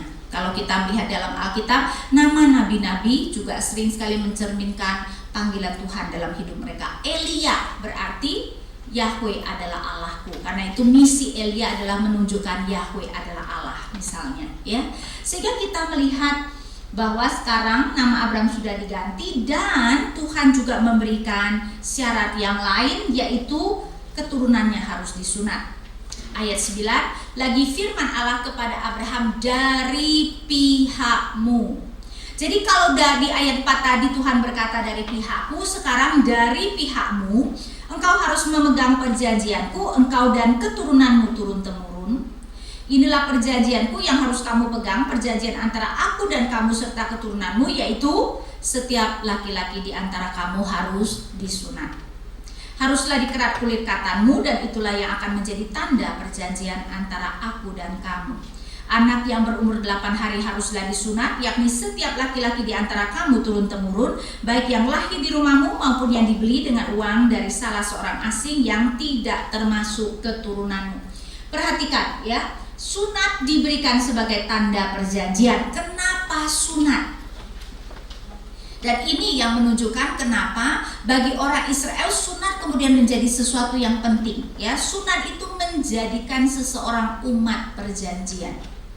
Jadi dari awal prinsip Tuhan adalah walaupun keturunan Abraham ketika lahir tidak langsung menjadi umat Allah. Kenapa sunat? Sunat itu kan dilakukan kepada alat kelamin laki-laki. Mungkin mau menyatakan walaupun keturunan, ya, karena itu dipakai alat kelamin, keturunan langsung Abraham pun tidak cukup baik untuk menjadi umat Allah, harus disunat. Disunat itu seperti baptisan menunjukkan pentahiran, pengudusan, ya, sehingga mau menyatakan kepada kita ya bahwa manusia bahkan keturunan Abraham pun tidak layak menjadi umat Allah. Jadi perlu ditahirkan, perlu dikuduskan. Nah, kita kemudian orang Kristen juga melakukannya karena cuman memang sekarang tidak lagi disunat tetapi dibaptis. Karena itu kenapa ada gereja-gereja seperti saya percaya juga gereja di sini melakukan baptisan anak. Baptisan anak dilakukan ya. Kenapa? Karena mengerti konsep ini bahwa anak yang lahir di keluarga Kristen tidak otomatis menjadi Kristen. Sehingga pepatah Inggris mengatakan seperti itu. Hanya karena kamu dilahirkan di gerasi tidak menjadikan kamu mobil. Ya, hanya karena kamu lahir di keluarga Kristen tidak menjadikan kamu orang Kristen. Kamu menjadi orang Kristen ketika kamu dibaptis. Ya, karena itu kenapa kita percaya dengan baptisan anak, karena anak yang tidak dibaptis berarti dia belum menjadi komunitas umat Allah. Karena itu dia harus dibaptis, dia harus dikuduskan, ditahirkan untuk bisa menjadi komunitas, bagian dari komunitas umat Allah. Itulah kenapa anak itu harus disunat. Kenapa 8 hari? Ada yang menjelaskan karena sudah mengalami setidak-tidaknya 1 sabat. Ya, jadi dia sudah hidup 7 hari kan, siklus sabat adalah 7 hari. Tapi juga saya mau supaya kita melihat bahwa bukan hanya keturunan Abraham yang perlu disunat, tetapi juga keturunan hamba-hambanya. Di dalam dunia kuno hamba itu dilihat sebagai bagian keluarga, tetapi berarti bukan hanya keturunan Abraham yang akan menjadi umat Allah. Pintu terbuka lebar bagi orang asing untuk menjadi umat Allah. Karena namanya hamba-hamba Abraham yang dibeli ataupun hamba yang lahir di rumahnya itu bukan keturunannya. Kan itu kita harus melihat bahwa dari awal sekali Tuhan menyatakan bahwa umatnya tidak tertutup hanya kepada keturunan Abraham, tetapi Tuhan memang mau memakai Abraham untuk membawa banyak orang. Ya, karena itu kenapa dari awal kan Abraham akan menjadi berkat bagi bangsa-bangsa. Ya, karena itu ini merupakan sesuatu yang sangat penting bahwa mereka yang disunat bukan hanya keturunan Abraham, tetapi juga merupakan keturunan dari hamba-hambanya. Nah, mungkin kita perlu bertanya, kenapa ya sekarang kita tidak perlu lagi disunat? Yesus memang berkata bahwa sekarang kita sudah disunat bersama-sama dengan Tuhan, ya. Tetapi kalau secara teologi ada seperti ini. Di dalam dunia kuno, Tuhan memisahkan tidak antara Yahudi dan non-Yahudi. Memisahkan, ya. Dengan sengaja Yahudi disebut sebagai bangsa yang kudus, dan kalau kita mau menjadi umat Allah harus menjadi orang Israel. Karena memang umat Tuhan cuma satu bangsa, bangsa Israel. Berarti kalau kamu mau menjadi umat Tuhan, kamu harus menjadi bangsa Israel. Nah, disunat itu menjadikan seseorang Israel. Itu bisa kita lihat di dalam Keluaran 12, di dalam ketika Tuhan berbicara tentang Paskah, budak tentu saja boleh makan karena budak disunat. Dan Tuhan berkata kalau orang asing mau memakan daging Paskah, ini yang harus dilakukan. Keluaran 12 ayat 48. Keluaran 12 ayat 48. Tetapi apabila seorang asing telah menetap padamu dan mau merayakan Paskah bagi Tuhan, maka setiap laki-laki yang bersama-sama dengan dia wajiblah disunat, barulah ia boleh mendekat untuk merayakannya. Ia akan dianggap sebagai orang asli. Ngerti nggak? Sunat menjadikan seseorang Israel. Karena sekali lagi di dalam perjanjian lama umat Tuhan cuma satu bangsa, yaitu bangsa Israel. Berarti orang bangsa lain kalau mau menjadi umat Allah harus menjadi Israel. Nah, kenapa sunat kemudian tidak diperlukan? Karena memang kalau di PL Yahudi dan non-Yahudi dengan sengaja Tuhan pisahkan, maka Paulus mengatakan dengan kedatangan Yesus apa yang terjadi pada tembok pemisah Yahudi dan non-Yahudi sudah dihancurkan. Sekarang kita tidak usah menjadi Yahudi untuk menjadi umat Allah. Karena itu perlu lagi gak disunat? Tidak usah, karena kita tidak usah menjadi Israel ya. Karena itu kenapa sekarang kita tidak usah disunat ya, tetapi hanya dibaptis. Tetapi sebenarnya intinya sama, bahwa keturunan orang Kristen pun tidak cukup baik untuk menjadi umat Allah. Karena itu harus dikuduskan, harus ditahirkan melalui baptisan. Dengan demikian dia menjadi bagian dari umat Allah. Ya, nah sunat itu begitu pentingnya sehingga kalau sunat bertabrakan dengan hukum Sabat bagi orang Yahudi, namanya juga anak harus disunat pada hari ke-8, bisa nggak bertabrakan dengan hukum Sabat? Bisa terjatuh pada hari Sabat, sehingga mereka harus memilih sunat berarti melanggar Sabat atau melakukan Sabat berarti melanggar hukum sunat. Misalnya sunat dilakukan pada hari ke-9. Yang mana yang mereka pilih, sunat atau Sabat? Kita tahu bahwa Sabat itu penting nggak bagi Yahudi? Penting sekali. Mereka milih sunat atau Sabat? Sunat. Ya, sunat lebih penting daripada hukum Sabat. Walaupun hukum Sabat sudah begitu tinggi, dan itu menunjukkan kepada kita betapa tingginya hukum sunat. Kan itu kenapa untuk bisa dibatalkan di dalam PB sampai para rasul harus mengadakan konsili. Karena itu Kisah 15 menunjukkan pertemuan rasul yang pertama memutuskan apakah orang non-Yahudi yang mau beriman kepada Tuhan perlu disunat atau tidak. Ya, dan Tuhan pun memakai Petrus pergi ke rumah Kornelius, di mana itu adalah orang-orang yang tidak bersunat, dan kemudian Roh Kudus turun sampai Alkitab menggambarkan seperti ini ya. Saking tidak percayanya mereka, Alkitab memakai bahasa seperti ini. Sehingga kalau kita melihat Kisah 10, saya bacakan dari ayat 44 ya, Kisah 10 dari ayat 44. Ketika Petrus sedang berkata demikian, turunlah Roh Kudus ke atas semua orang yang mendengarkan pemberitaan itu, dan semua orang percaya dari golongan bersunat yang menyertai Petrus tercengang-cengang karena melihat bahwa karunia Roh Kudus dicurahkan ke atas bangsa-bangsa lain juga. Dikatakan golongan bersunat sampai tercengang, tidak percaya bahwa Roh Kudus diturunkan kepada bangsa lain juga. Berarti kalau mereka tidak melihat Roh Kudus seperti itu, sampai mati pun mereka tidak mau percaya Tuhan bisa memberikan Roh Kudus kepada mereka yang tidak disunat. Nah, ini juga yang dipakai Petrus di dalam Kisah 15, kan itu mengatakan kenapa orang non-Yahudi yang mau percaya tidak perlu lagi disunat. Kalau Roh Kudus saja sudah Tuhan berikan, berarti Tuhan pun berkenan tanpa mereka harus disunat ya. Jadi itu adalah salah satu faktor yang penting, sehingga di dalam Kisah 15 lah akhirnya kenapa para rasul memutuskan orang non-Yahudi yang mau menjadi umat Allah tidak lagi perlu disunat, karena memang tembok pemisah antara Yahudi dan non-Yahudi sudah dihancurkan. Tetapi sementara ini di sini kita melihat tentu saja di PL tembok itu Tuhan dirikan, karena memang umatnya adalah umat Tuhan. Karena itu kita melihat sunat diberikan ya sebagai tanda perjanjian keturunan Abraham, dan hamba-hambanya harus disunat pada hari yang ke-8. Dan ini menunjukkan perjanjian Tuhan dengan Abraham bersyarat.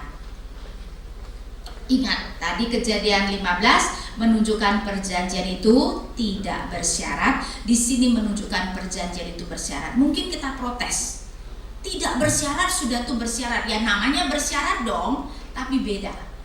Karena kalau perjanjian itu bisa sampai digenapi Tuhan, semata-mata perjanjian itu tidak bersyarat. Karena itu ya, kita melihat misalnya generasi pertama yang nanti keluar dari Mesir, harusnya tujuan dikeluarkan dari Mesir untuk apa?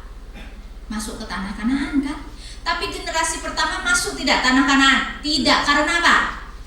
Karena mereka kena syarat perjanjian, mereka tidak percaya Tuhan akan memenangkan mereka dalam pertempuran dengan Kanaan. Karena itu Tuhan kemudian mematikan mereka di padang gurun karena mereka kena syarat perjanjian. Tapi coba lihat, namanya juga Tuhan memberikan perjanjian itu juga tidak bersyarat. Karena itu Tuhan bangkitkan generasi kedua, memastikan mereka beriman, dan akhirnya membawa mereka masuk ke tanah Kanaan. Jadi saya mau supaya kita mengerti, kalau mereka bisa masuk ke tanah Kanaan itu semata-mata karena perjanjian itu tidak bersyarat. Tuhan pasti akan menggenapi janjinya apapun yang terjadi. Contoh yang lebih lagi adalah perjanjian Tuhan dengan Daud, mengatakan selalu ada keturunan Daud duduk di atas tahta pemerintahannya. Tapi perjanjian itu juga bersyarat dan tidak bersyarat. Bersyarat, Tuhan berkata kalau keturunan Daud tidak taat, Tuhan akan memberikan cambukan manusia. Dan memang ketika Salomo pada masa tuanya menyembah berhala, Tuhan kemudian mencabik kerajaan itu setelah dia meninggal. Dan setelah sekian lama keturunan Daud banyak yang menjadi raja-raja yang tidak taat, Tuhan akhirnya menghancurkan kerajaan Yehuda karena syarat perjanjian. Tapi perjanjian itu juga tidak bersyarat. Karena itu Tuhan kemudian membangkitkan Mesias anak Daud yang akan memerintah kerajaan itu sampai selama-lamanya. Jadi lihat gak bagaimana tidak bersyarat dan bersyarat berjalan bersama-sama, ya. Jadi kita melihat di sini mau menekankan perjanjian itu bersyarat. Nah, saudara-saudara, kita juga harus mengaplikasikannya di dalam kehidupan kita. Karena kita juga adalah umat perjanjian. Ngerti kan ya? Kalau kita juga adalah umat perjanjian, dan tentu saja dengan perjanjian yang diteguhkan oleh Tuhan Yesus. Tapi saya mau bertanya, karena kebanyakan orang Kristen malah tidak sadar, kapan Tuhan Yesus meneguhkan perjanjian baru?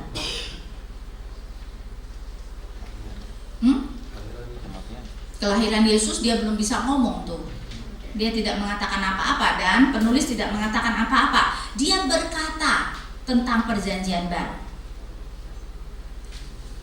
Ya, seperti kata saya, banyak dari kita orang Kristen tidak sadar perjamuan kudus. Ya. Karena itu coba kita lihat Lukas 22 ayat 19 dan 20. Lukas 22 ayat 19 dan 20. Lalu ia mengambil roti, mengucap syukur, memecah-mecahkannya dan memberikannya kepada mereka, katanya, inilah tubuhku yang diserahkan bagi kamu, perbuatlah ini menjadi peringatan akan aku. Ayat 20, demikian juga dibuatnya dengan cawan sesudah makan. Ia berkata, cawan ini adalah perjanjian baru oleh darahku yang ditumpahkan bagi kamu. Kalau di dalam dunia kuno perjanjian diadakan dengan binatang yang dipotong, maka perjanjian baru diadakan dengan darah Tuhan Yesus sendiri. Tetapi artinya kita sama seperti orang PL, orang Israel adalah umat perjanjian, kita juga adalah umat perjanjian dan ketidakbersyaratan dan syarat perjanjian berlaku. Kalau kita bisa selamat masuk surga itu semata-mata karena perjanjian itu tidak bersyarat. Tuhan memberi keselamatan dan semata-mata karena anugerahnya. Berarti tidak ada syarat kan? Tidak ada apa yang bisa kita lakukan dan perlu kita lakukan untuk mendapatkan keselamatan. Itu semata-mata anugerah Tuhan. Dan siapa yang akan menjaga keselamatan kita? Tuhan, karena perjanjian itu tidak bersyarat. Tetapi di pihak lain kita melihat juga perjanjian itu bersyarat dalam arti penyertaan dan berkat Tuhan di dalam kehidupan kita. Bersyarat enggak?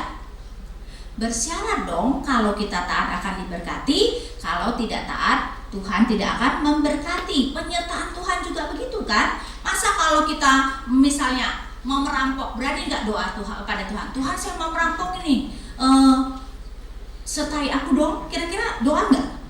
Kalau mau berdosa doa nggak kira-kira Tuhan sertai? Bisa kagak jadi berdosa kan ya? Tuhan bakal mencegah kan? Sedangkan kita mau melakukan dosa itu kan, pasti kita tidak berdoa. Karena kita tahu Tuhan tidak akan menyertai kita ketika kita berdosa. Karena itu lihat, tidak bersyarat dan bersyarat. Keselamatan kita bisa ya, bisa maksudnya pada akhirnya kita bisa selamat semata-mata karena perjanjian itu tidak bersyarat. Tetapi penyertaan Tuhan di dalam kehidupan kita sehari-hari bersyarat, ya, sehingga kita melihat hal yang sama. Karena itu Kejadian 15 perjanjian dengan Abraham tidak bersyarat, tetapi Kejadian 17 menunjukkan perjanjian itu bersyarat. Nah, kemudian setelah itu Tuhan mengatakan bahwa Tuhan akan memberikan anak, dan sekali ini ditegaskan melalui Sarai. Ayat 15 selanjutnya, Allah berfirman kepada Abraham tentang istrimu Sarai, janganlah kau menyebut dia lagi Sarai, tetapi Sarah itulah namanya. Aku akan memberkatinya, dan daripadanya juga akan memberikan kepadamu seorang anak laki-laki, bahkan aku akan memberkatinya sehingga ia menjadi ibu bangsa-bangsa, dan raja bangsa-bangsa akan lahir daripadanya. Abraham senang gak? Ayat 17, lalu tertunduklah Abraham dan tertawa serta berkata dalam hatinya, mungkinkah bagi seorang yang berumur 100 tahun dilahirkan seorang anak, dan mungkinkah Sarah yang telah berumur 90 tahun itu melahirkan seorang anak? Jadi Abraham senang gak? Dia tertawa senang atau tertawa tidak percaya? Tertawa tidak percaya. Karena itu kenapa namanya adalah Ishak. Nanti Tuhan berkata ayat 19, tetapi Allah berfirman, tidak, melainkan istrimu Sarah lah yang akan melahirkan anak laki-laki bagimu, dan engkau akan menamai dia Ishak. Ishak artinya dia tertawa. Dia laki-laki. Jadi dalam hal ini Abraham tertawa tidak percaya. Itu karena itu namanya Ishak. Ya, nama yang kalau dibandingin Ismail kok kayaknya kurang indah, ya. Ismail Allah mendengar, ya. Ishak dia tertawa, mendingan dia tertawa senang. Dia tertawa tidak percaya, ya. Tetapi nanti kita akan melihat setelah Ishak lahir bagaimana kata yang sepertinya tidak bermakna itu akan menjadi atau memberikan kita suatu arti yang sangat indah. Tapi bukan itu saja. Abraham sudah tidak menginginkan anak dari Sarai. Karena itu ayat 18, dan Abraham berkata kepada Allah, sekiranya Ismail diperkenan hidup di hadapanmu. Pada intinya Abraham berkata, Tuhan gak usah lagi lah anak dari Sarah. Tuhan pilih saja Ismail. Dan kita bisa mengertilah, Ismail sudah berumur 13 tahun. Dibandingkan dengan anak yang belum lahir, pasti Abraham lebih mencintai siapa? Ismail dong, anak yang sudah berumur 13 tahun, ya. Kan itu Abraham sebenarnya sudah tidak menginginkan anak lagi. Dia malahan sedih ketika Tuhan mengatakan akan memberikan anak melalui Sarai. Dia mau supaya Ismail yang diperkenan kepada Tuhan, tetapi Tuhan bersikeras ayat 19, tidak, melainkan istrimu Sarah lah yang akan melahirkan anak laki-laki bagimu, dan kau akan menamai dia Ishak, dan aku akan mengadakan perjanjianku dengan dia menjadi perjanjian yang kekal dan keturunannya. Karena itu kenapa Alkitab selalu mengatakan perjanjian Allah dengan Abraham, Ishak, dan Yakub. Mengapa? Karena perjanjian Allah dengan Abraham tidak diturunkan kepada semua keturunan Abraham, hanya diturunkan kepada Ishak. Jadi perlu ditekankan gak?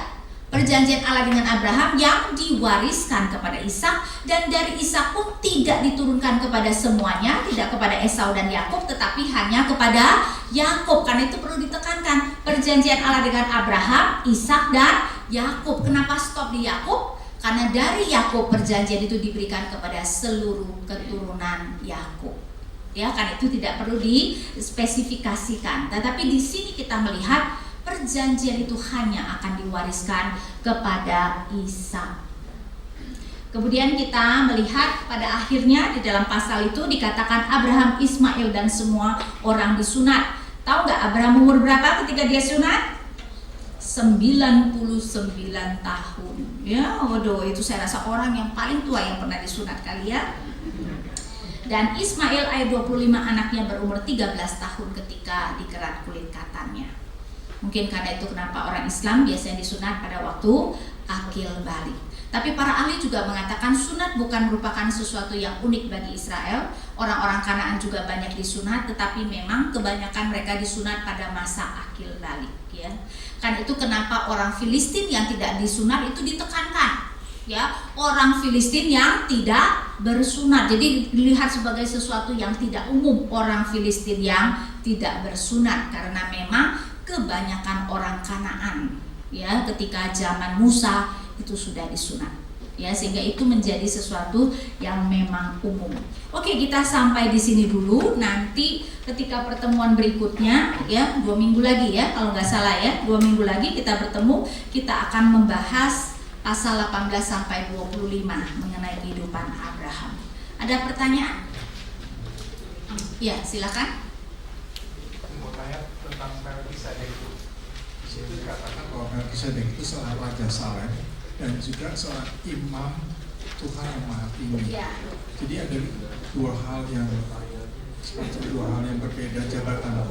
Nah, kemudian kenapa Abraham itu bisa sampai sangat menghormati Melkisedek?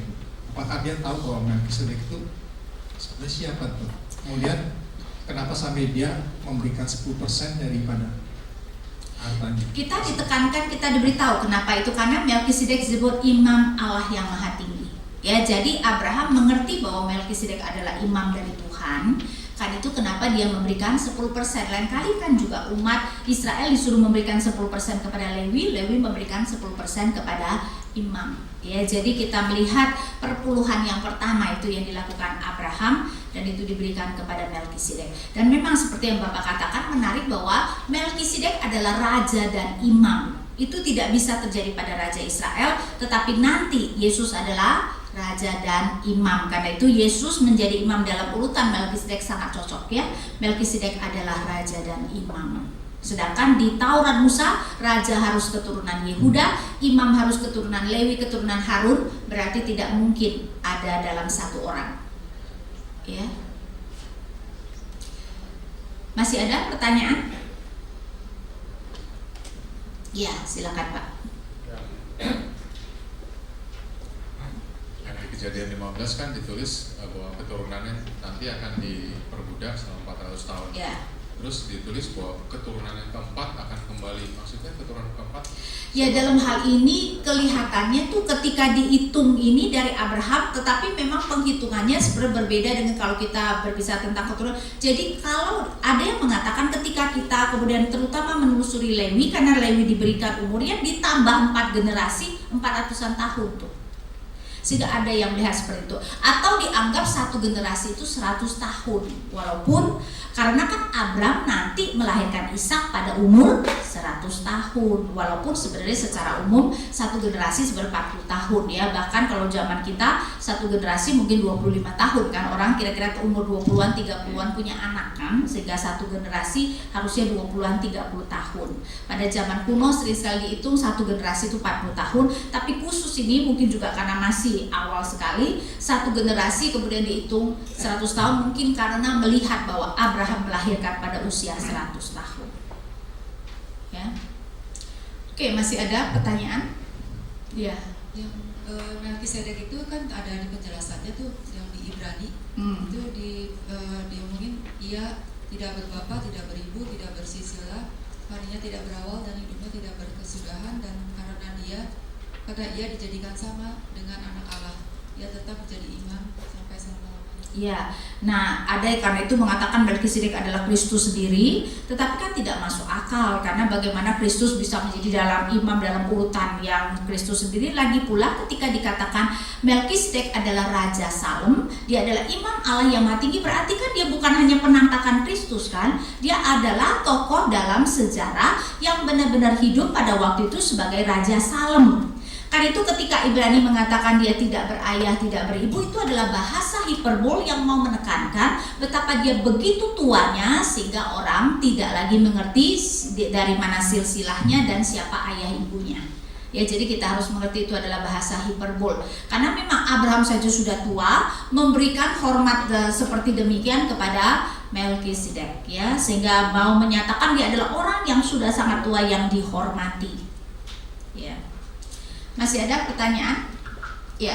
Pada waktu zaman Abraham itu sebenarnya 1 tahun itu berapa hari? Ya, menurut kalender kira-kira sama lah dengan kita. Emangnya masa berbeda kan? Pasti menurut kalender Yahudi, tetapi kan kalender Yahudi dengan kita ya kira-kira sama. Walaupun saya tidak persis tahu, tetapi kan karena tahun-tahunnya sama, ya bulan-bulannya selalu jatuh pada bulan yang sama. Bisa bulan tertentu itu adalah bulan Desember kita, ya berarti ya sekitar sama. Karena kan sering sekali kalender itu melalui bulan, ya, jadi 12 bulan ya, sehingga kira-kira ya sama dengan kita. Bu, tulah yang ditimpakan kepada Firaun waktu zamannya Musa sama zamannya Abraham apa sama? Saya rasa mungkin yang zaman Abraham tidak separah yang Mesir pada zaman Musa ya, karena kan sebenarnya kalau pikir-pikir salah siapa? Salah Abraham kan, dia yang berbohong, Firaun yang kena tulah ya. Tapi dalam hal ini inilah Tuhan sedang mau menyatakan bahwa Dia mampu memelihara Abraham bahkan dari tangan seorang yang sangat berkuasa seperti Firaun. Ya, sehingga tentu saja tulahnya berbeda, kita tidak diberitahukan secara khusus tulah apa, tapi saya percaya pasti intensitasnya tidak sama seperti tulah pada zaman Musa. Ya. Masih ada pertanyaan? Ya. Terima kasih. Yang saya mau tanyakan, siapa yang mengajar firman kepada Abraham? Sebelumnya kita tahu Terah, bapaknya Abraham adalah penyembah berhala juga. Nah, ini yang bisa membuat Abraham yang dia berbeda sendiri dengan yang lain-lain. Kedua, apakah Abraham itu mengerti mengenai hak kesulungan? Kenapa pada saat Tuhan mengatakan bahwa nanti Sarah lah yang akan melahirkan anak, kenapa Abraham bilang seandainya Ismail aja gitu? Ya. Terima kasih. Dalam hal ini seperti saya katakan, kan mereka semua keturunan Sem yang seharusnya sudah menyembah Tuhan, tetapi sejalan dengan waktu mereka menyeleweng. Jadi mungkin dia rada-rada tahu, pasti masih ada oral tradition ya. Tetapi kan juga kelihatannya Tuhan yang langsung berbicara kepada Abraham, sehingga kita harus melihat itu adalah bagian yang sangat penting dalam perjalanan hidupnya ya. Tuhan berkali-kali berbicara kepada Abraham untuk meneguhkan imannya, menunjukkan siapa Tuhan ya.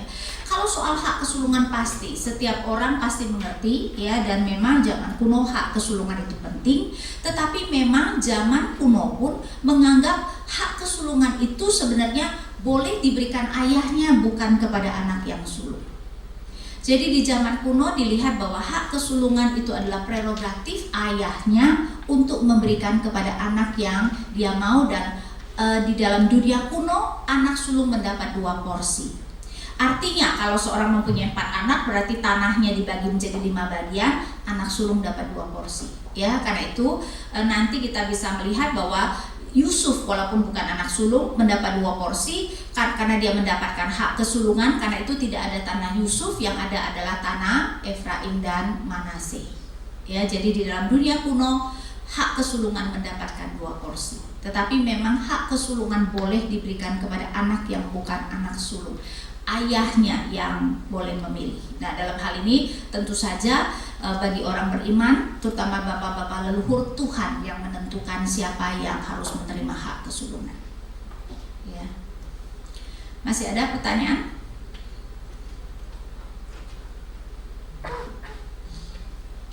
Ayo, kita masih ada kira-kira 20 menit. Ya, silakan. Saya yang keluar dari Ur-Kasdim itu yang Terah atau Abraham? Sama-sama Pak, sama-sama, awalnya sama-sama, cuma mereka kan nggak langsung ke Kanaan melalui Haran. Nah, di Haran Terah meninggal ya. Kan itu dari Haran ke Kanaan tinggal Abraham dengan Lot. Tapi awal waktu perginya iya, kelihatannya sama-sama Terah. Bahkan digambarkan Terah yang membawa Abraham ya, Terah yang memimpin anak-anaknya untuk keluar dari Ur, tapi mereka singgah dulu di Haran. Masih ada pertanyaan? Iya.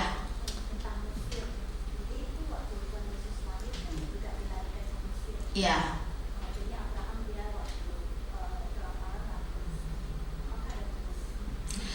Saya nggak tahu apakah, sebenarnya ada hubungannya, karena apa yang Matius katakan itu adalah menggambarkan apa yang dulu pernah terjadi pada orang Israel.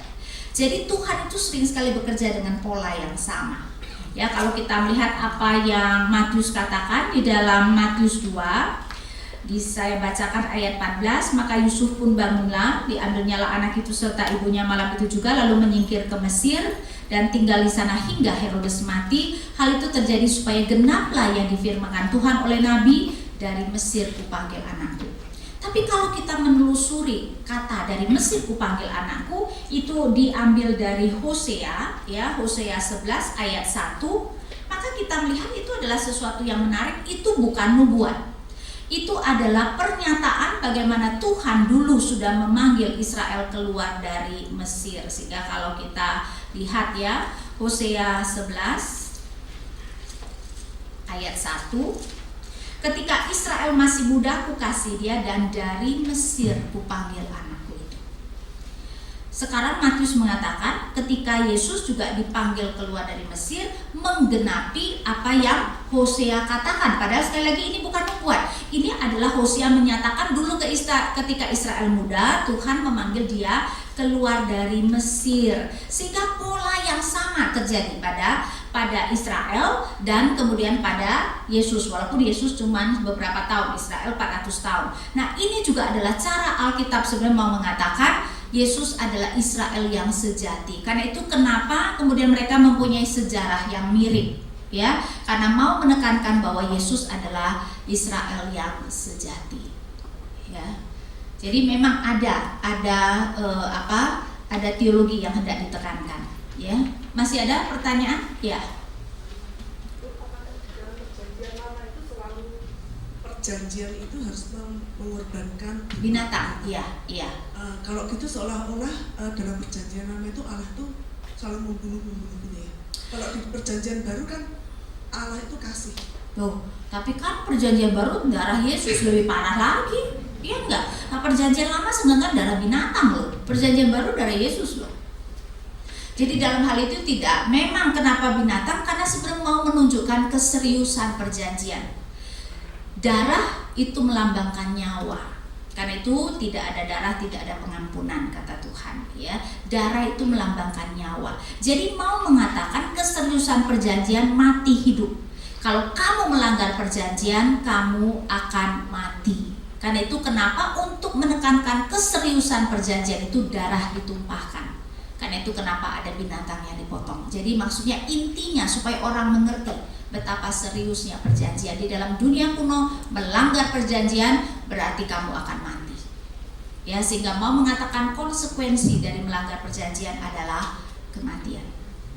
Kalau anaknya Abraham itu cuma Ismail sama Iska aja, kalau ada Enggak, nanti dari keturah ada 6 anak yang lain, ya. Cuma kita tidak pernah diceritakan siapa mereka, sehingga kita diberi nama saja. Tetapi Abraham nanti ada anak yang lain setelah Sarah meninggal, kelihatannya dia menikah dengan keturah dan mempunyai 6 anak laki-laki yang lain. Tapi tetap, ya, Tuhan hanya memilih Ishak sebagai anak perjanjian. Oke, masih ada pertanyaan? Ya. Terima kasih. Yang saya mau tanyakan, pada saat terjadi air bah, itu kan ada terjadi pemurnian. Hanya ada Nuh dan ketiga anak dan ketiga menantu Nuh dengan pasangannya. Nah, pada saat terjadi itu, kenapa sampai dosa itu terulang lagi dengan keturunan Nuh? Padahal Nuh itu sudah begitu sangat takut dan taat sama Tuhan. Tetapi kan memang kita harus mengerti ketika dikatakan Nuh adalah orang tidak bercela, bukan berarti dia tidak berdosa. Cuman dia mendapat kasih karunia Tuhan. Karena itu kita harus mengerti ketika dimaksudkan Nuh orang tidak bercela, artinya adalah dia mendapat kasih karunia Tuhan. Karena itu kan Kejadian 6 ayat 9, inilah riwayat Nuh adalah orang yang benar dan tidak bercela. Tapi coba lihat satu ayat sebelumnya. Tetapi Nuh mendapat kasih karunia di mata Tuhan, ya. Dan itu yang membuat dia disebut sebagai orang tidak bercela. Tapi bukan berarti dia sama sekali tidak lagi berdosa, Pak. Karena itu kenapa cerita pertama tentang Nuh adalah dia mabuk setelah keluar dari bahtera. Mau menekankan dunia boleh berbeda, sekarang mereka tinggal di dunia yang baru, sayangnya dosa tetap ada. Ya, jadi memang mau menekankan manusia sudah jatuh dalam dosa, Nuh dan keturunannya pun tetap berdosa. Ya, karena itu kenapa ditekankan Nuh mabuk dan kemudian Ham yang berbuat kurang ajar, karena mau menekankan tetap ada keturunan ular. Keturunan ular sekarang adalah keturunan Ham. Karena secara fisik seperti keturunan ular sudah habis kan, karena keturunan Kain sudah habis, tapi ternyata dari keturunan Nuh tetap ada keturunan ular. Karena memang keturunan perempuan dan keturunan ular tetap harus kita lihat secara rohani dan bukan secara fisik. Ya. Oke, tadi ya. Mau menanyakan mengenai Ismail. Secara ini kan dia kan juga keturunan Abraham. Ya. Tapi bagaimana secara rohani dan seberapa jauh Tuhan berencana dengan keturunan Ismail ini? apakah Ismail juga secara rohani dan keturunannya itu adalah keturunan Abraham? Secara rohani tentu saja keturunan Ismail tidak. Kalau Ismail sendiri kita tidak tahu, yang pasti dia disunat, berarti dia adalah umat Allah, ya. Bagaimana imannya kita tidak pernah diceritakan sehingga kita tidak tahu, tetapi yang pasti keturunannya tidak mengenal Tuhan. Karena perjanjian itu hanya diwariskan kepada Ishak. Ya tidak. Jadi kalau ada keturunan Ismail yang mau percaya, mereka harus masuk menjadi Israel. Ya, berarti secara umum bangsa keturunan mereka itu tetap bukan umat Allah. Satu-satu yang menjadi umat Allah adalah Israel. Ya, sehingga secara umum mungkin bisa kita katakan ya mereka tidak mengenal Tuhan. Kalau Ismailnya sendiri dia adalah umat Tuhan. Cuman apakah dia sungguh-sungguh beriman atau tidak kita tidak tahu. Tapi dia disunatkan, dia adalah umat Allah. Cuman keturunannya bukan, ya. Masih ada pertanyaan? Dan belum tentu juga keturunan ular ya, keturunannya. Bisa saja ada sebagian yang mungkin percaya, tetapi secara umum, ya, secara umum saya rasa kita harus melihat mereka bukan keturunan perempuan, ya. Bu, yang keturunan Ismail itu bukankah mereka juga menyembah kepada Allah Abraham? Betul, tetapi kita harus melihat bahwa mereka kemudian menyembah Allah Abraham yang bukan Allah Tritunggal. Karena itu kita tidak bisa mengatakan bahwa kita menyembah Allah yang sama. Bukankah kita juga menyembah Allah Abraham seperti orang Yahudi?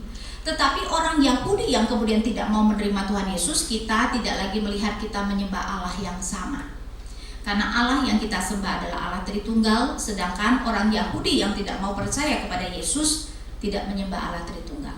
Kalau di PL mungkin mereka Tuhan belum menyatakan dengan lebih jelas, sehingga kalau mereka tidak mengerti Allah mereka Tritunggal itu masih bisa diterima. Tetapi begitu Yesus lahir tidak bisa, karena maksudnya begitu Yesus sudah melakukan penebusan, mereka harus percaya Yesus adalah anak Allah yang menebus mereka. Sehingga ketika mereka tidak percaya Yesus, berarti otomatis mereka tidak percaya Allah Tritunggal. Karena itu mereka tidak diselamatkan. Karena itu kita tidak melihat, walaupun sama-sama kita menganggap kita menyembah Allah Abraham, tetapi kita melihat kita menyembah Allah Abraham yang berbeda dengan Yahudi maupun Islam, ya, karena mereka tidak menyembah Allah Tritunggal. Masih ada pertanyaan? Ya. Terima kasih yang bertanyakan mirip seperti minggu lalu tentang ketetapan Tuhan yang tidak yang tetap, tapi yang tentang Ismail ini seperti kayak apa ya?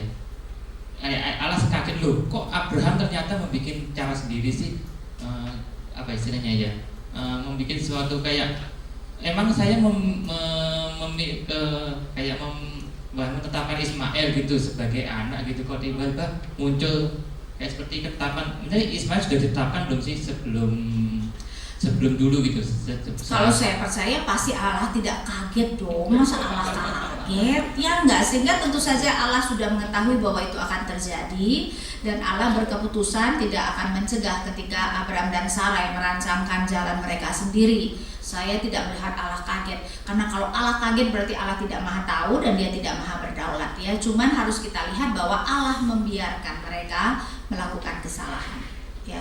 Berarti itu ya bukan suatu kebetulan, ya, bahwa berarti dari awal sebenarnya Allah juga memang sudah tahu dia akan membiarkan Abraham punya anak-anak yang lain, dan bahkan sudah akan menjadi bangsa yang besar, ya. Dan kita tahu sekarang mereka menjadi bangsa yang besar, ya. Salah satu keturunan Ismail adalah orang-orang Arab sekarang, bukan, ya, dan mereka adalah bangsa yang besar. Oke, masih ada pertanyaan? Ya, silakan.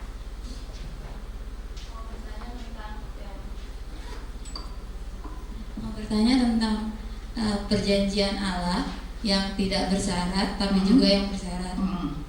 Tadi kan Ibu katakan itu juga menunjukkan kepada perjanjian Kristus dengan umatnya yang bersyarat dan tidak bersyarat. Kalau yang tidak bersyarat itu semua orang yang percaya kepada Kristus akan selamat. Iya, betul. Iya, tapi percaya yang sejati, ya. Percaya yang sejati, bukan cuma percaya dengan mulut, ya, karena memang keselamatan semata-mata anugerah Tuhan. Iya. Ya, terus syaratnya yang ditetapkan oleh Kristus Syaratnya adalah kita harus taat, bukan? Ya, dalam arti seperti tadi saya katakan, penekanannya adalah penyertaan. Kalau kita tidak taat, kira-kira Tuhan memberkati dan menyertai tidak? Enggak dong. Pasti maksudnya walaupun memang Tuhan kita penuh anugerah sehingga kita berdosa pun Tuhan menyertai, tapi tentu saja penyertaan Tuhan kepada mereka yang setia kepadanya dengan penyertaan Tuhan kepada mereka yang terus membangkang sama enggak?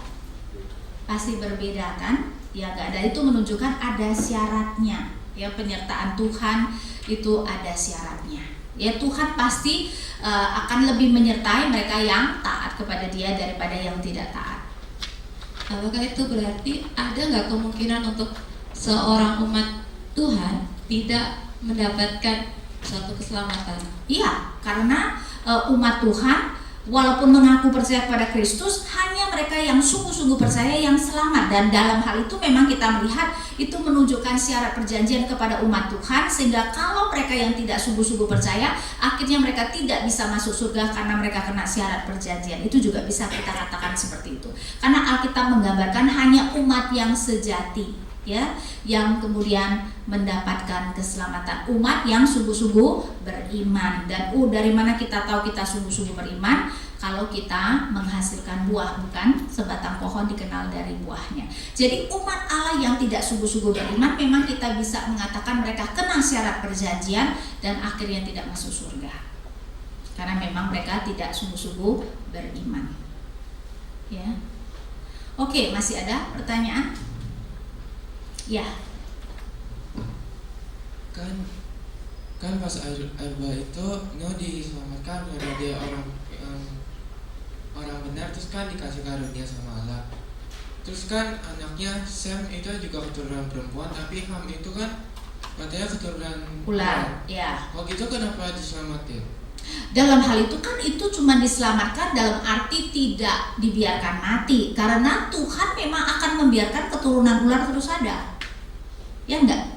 Ya, di dalam perumpamaan mengenai orang yang kemudian menanam, ya, kemudian pegawainya berkata, sejalan dengan gandum ada ilalang. Kata Tuhan, jangan cabut dulu ilalangnya, nanti pada akhirnya sesudah dituai baru dicabut. Berarti memang Tuhan akan membiarkan gandum dan ilalang tumbuh bersama-sama. Jadi memang dalam rencana Tuhan, Tuhan akan membiarkan ada umat Allah yang sejati dan mereka yang bukan umat Allah atau bukan umat Allah yang sejati hidup bersama-sama. Ya, jadi memang itu adalah keputusan Tuhan. Tapi kan kalau pakai perumpamaan ini tadi kan artinya nabur itu nggak tahu akan tumbuh ilalang, tapi kan ini dari awal Tuhan nggak tahu ini adalah keturunan. Kita harus melihat bahwa ketika penabur itu menabur, dia cuma menanam gandum, yang menanam ilalang adalah musuhnya. Tapi tentu saja kita harus mengerti perumpamaan itu tidak bisa setiap detil kita artikan. Jadi jangan berarti wah kalau gitu Tuhan nggak bisa ngapa-ngapain ketika si iblis menanamkan gandum ilalang. Bukan, itu artinya Tuhan membiarkan iblis juga menanamkan ilalang. Ya. Ya, jadi memang setiap perumpamaan tidak bisa kemudian setiap detilnya itu kita coba artikan, itu malahan nanti tidak kena dengan pengajaran yang hendak dikatakan oleh sebuah perumpamaan. Sebuah perumpamaan mau menekankan hal-hal tertentu yang hendak diajarkan. Dan perumpamaan tentang gandum dan ilalang, poinnya adalah bahwa di dunia ini Tuhan membiarkan gandum dan ilalang tumbuh bersama. Pemisahan baru akan dilakukan pada akhir zaman. Jadi Tuhan sengaja biarin sama. Iya dong, namanya juga dia berdaulat, berarti ya memang dia sengaja. Mungkin adalah supaya untuk menguji umatnya. Nanti kalau tidak ada ilalang berarti tidak ada ujian dong. Ya, jadi memang Tuhan sengaja. Terus yang kedua itu tadi kan katanya Allah nunggu 400 tahun dulu buat musnahin Kanaan. Itu kan katanya Allah panjang sabar, kasih kesempatan buat Kanaannya bertobat kan. Iya. Tapi kalau gitu kan emang Allah kasih kayak orang kayak mengutus, kalau kayak contohnya orang Niniwe kan diutus, ada yang nyebarin Injil terus baru bertobat. Kalau Kanaan kan kayak nggak ada yang diutus, terus gimana cara mereka tobatnya?